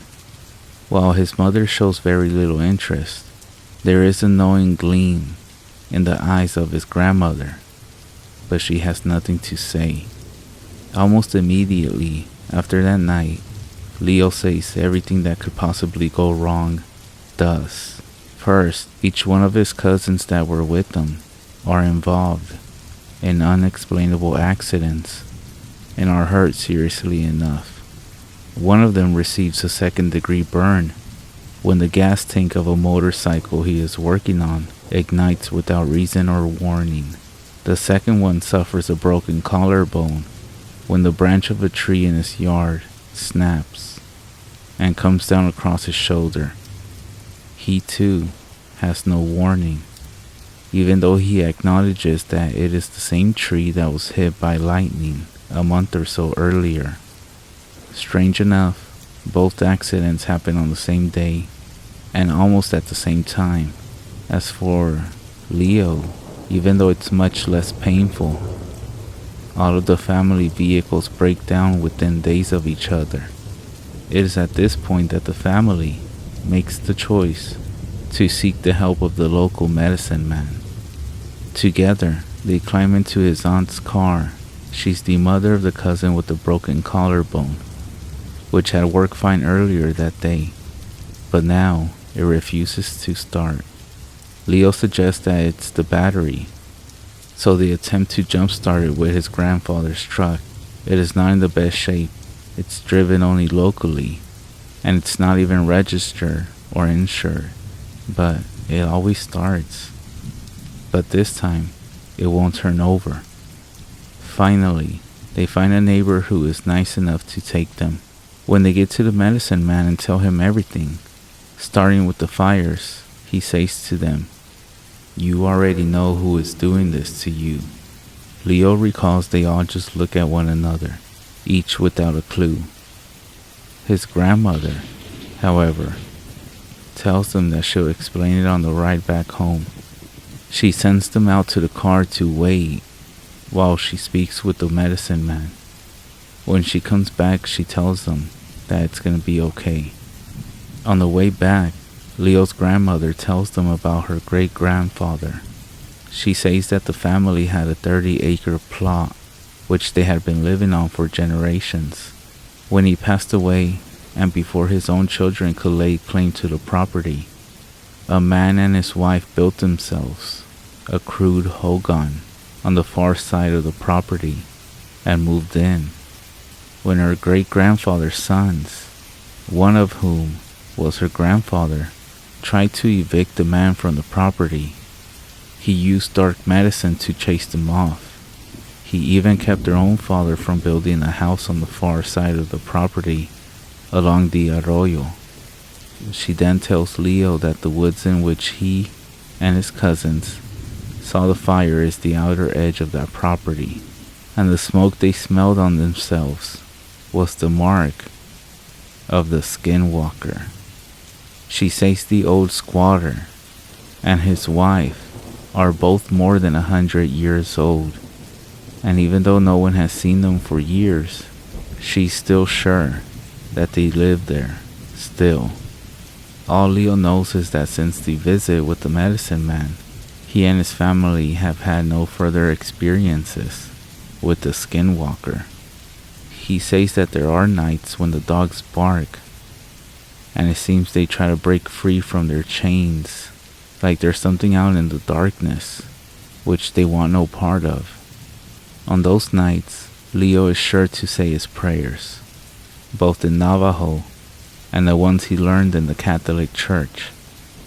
He's convinced the words will protect him from the old man and his wife, two powerful skinwalkers that he doesn't want playing around in his head.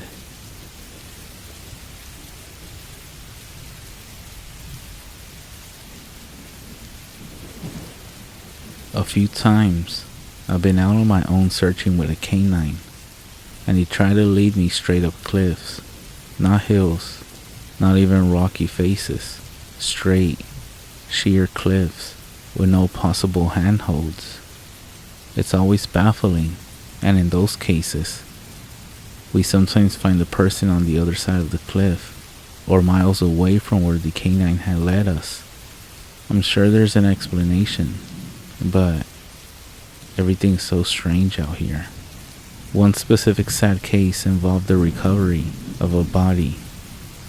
A 9-year-old girl had fell down and got impaled on a dead tree at the base.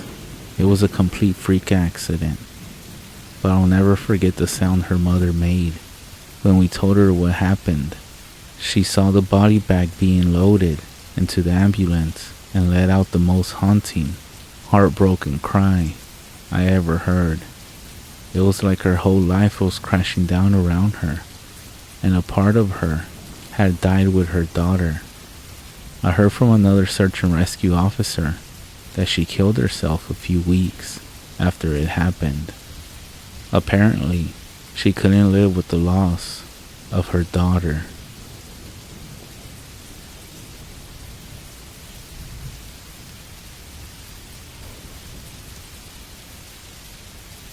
I was teamed up with another search and rescue officer because we received reports of bears in the area.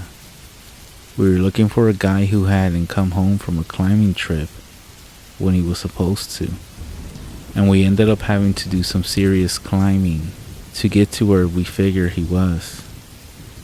We found him trapped with a broken leg. It wasn't pleasant.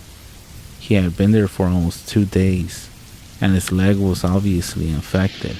We were able to get him into a chopper, and I heard from one of the EMT guys that the man was saying strange things. He kept talking about how he had been doing fine, and when he got to the top, a man had been there. He said the guy had no climbing equipment and that he was wearing ski pants. He said he walked up to the guy, and when the guy turned around, he said that the man had no face. It was just blank. He freaked out and ended up trying to get off the mountain too fast, which is why he had fallen. He said he could hear the guy all night climbing down the mountain and letting out these horrible, muffled screams. That story bothered the hell out of me. I'm actually glad I wasn't there to hear him say it.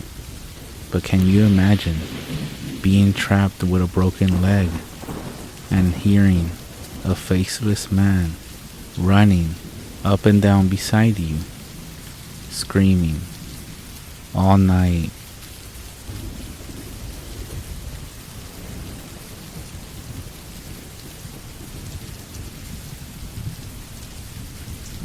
I'll never forget that night. I am a park ranger, and that is all you will learn about me, aside from this story. During the summer of 2008, I had been assigned to a watchtower in the middle of a heavily forest area. Most nights, it was uneventful, and I tended to just read a book as I waited for my shift to end. However, this night, when I started my shift, the guy I took over from was shaken up. Concerned, I asked what was wrong. All he did was shake his head and said, "There are things in the woods." He didn't say anything else and just left me standing there like a jackass. Jerk. Well, I set up for the night and took out my book. It was The Mailman, and I found myself surprised by how much I enjoyed it. Sometime around an hour into my shift, something struck the window. I jumped up and quickly sat the book down. Before checking it out, I had expected it was either a big bug or some poor bird. It was a bird alright, but not what I had been expecting at all. This bird was dead long before it had collided with the window, both wings torn right off and stripped of all feathers. It was bound together with straps made from long grass blades. This was the clear evidence that this was man-made. I quickly took out my flashlight and began scanning the area beneath me. I couldn't see much through the woods. However, as I did a quick double take, I swear I saw a dark shape dart away from the light. I feel this needs some elaborating. I could barely make out anything, but when I brought my light over this thing, I only got a brief glimpse. I literally couldn't describe it for the life of me. This thing was fast. Too fast. Alright, listen up, you punks. If you're out there, show yourself right now. I used my most commanding voice possible. Nothing. As I drew my pistol, I heard the radio crackle. Naturally, I went to check and picked up the receiver. As I held it up to my ear, I could only hear static, so I at first assumed it was a glitch. But right as I decided to set it down, something stopped me. Call it intuition, something just wasn't right. And then I realized what it was. I could hear something over the radio. It was faint, so I really had to strain to hear it. Slowly, I could make out what sounded like faint, low humming. There was a pattern to it. A steady beat that started low, building up, then carefully dropped back down in an instant. I don't know how long I was listening to that humming sound, but eventually I turned off the radio, ready to radio it in.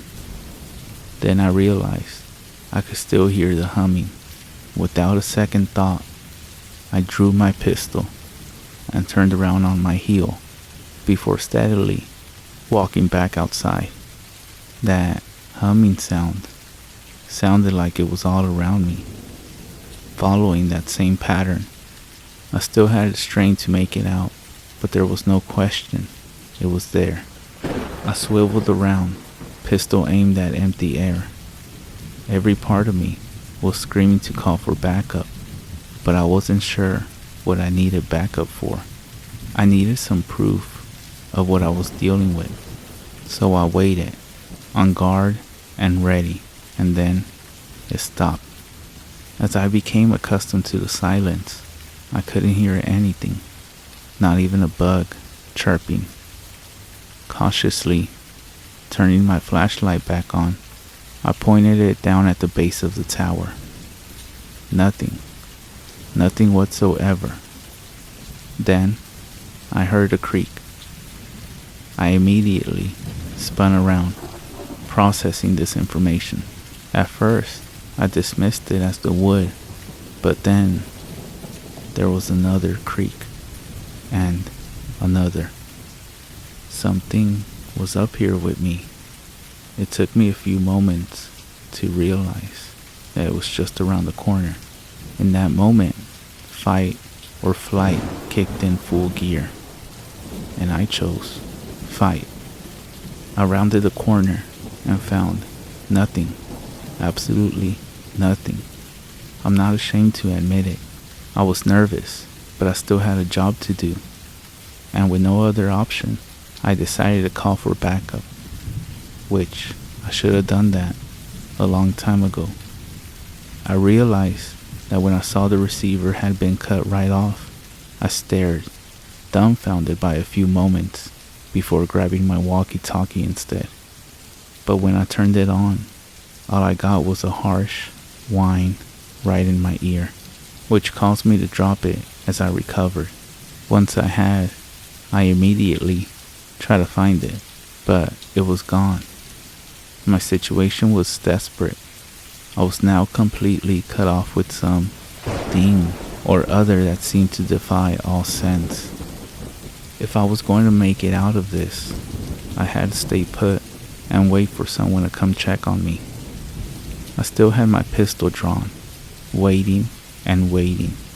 I then quickly shined my flashlight outside one last time, and this time, I finally saw them, standing among the trees, staring up at me.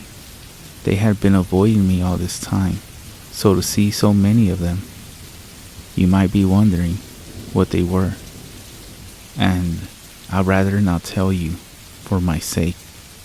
I was at my limit then, and screamed, turning off my flashlight and pointing my gun right at the door. There, I stayed for the rest of my shift, unwilling to move from that spot. I consider it a miracle I lasted for the rest of my shift. By the time someone finally arrived to see why I wasn't checking in, I poured out every single thing I had gone through. At first, the other ranger looked at me like I was crazy, but when he asked if I had any proof, something landed on the roof of his vehicle. It was another dead, naked, and wingless bird wrapped in grass. Needless to say, we booked it right out of there. When I got back and made a report about what happened, I demanded to speak with the last guy who had been on the previous shift. I really wanted him to have it for not warning me of what was out there.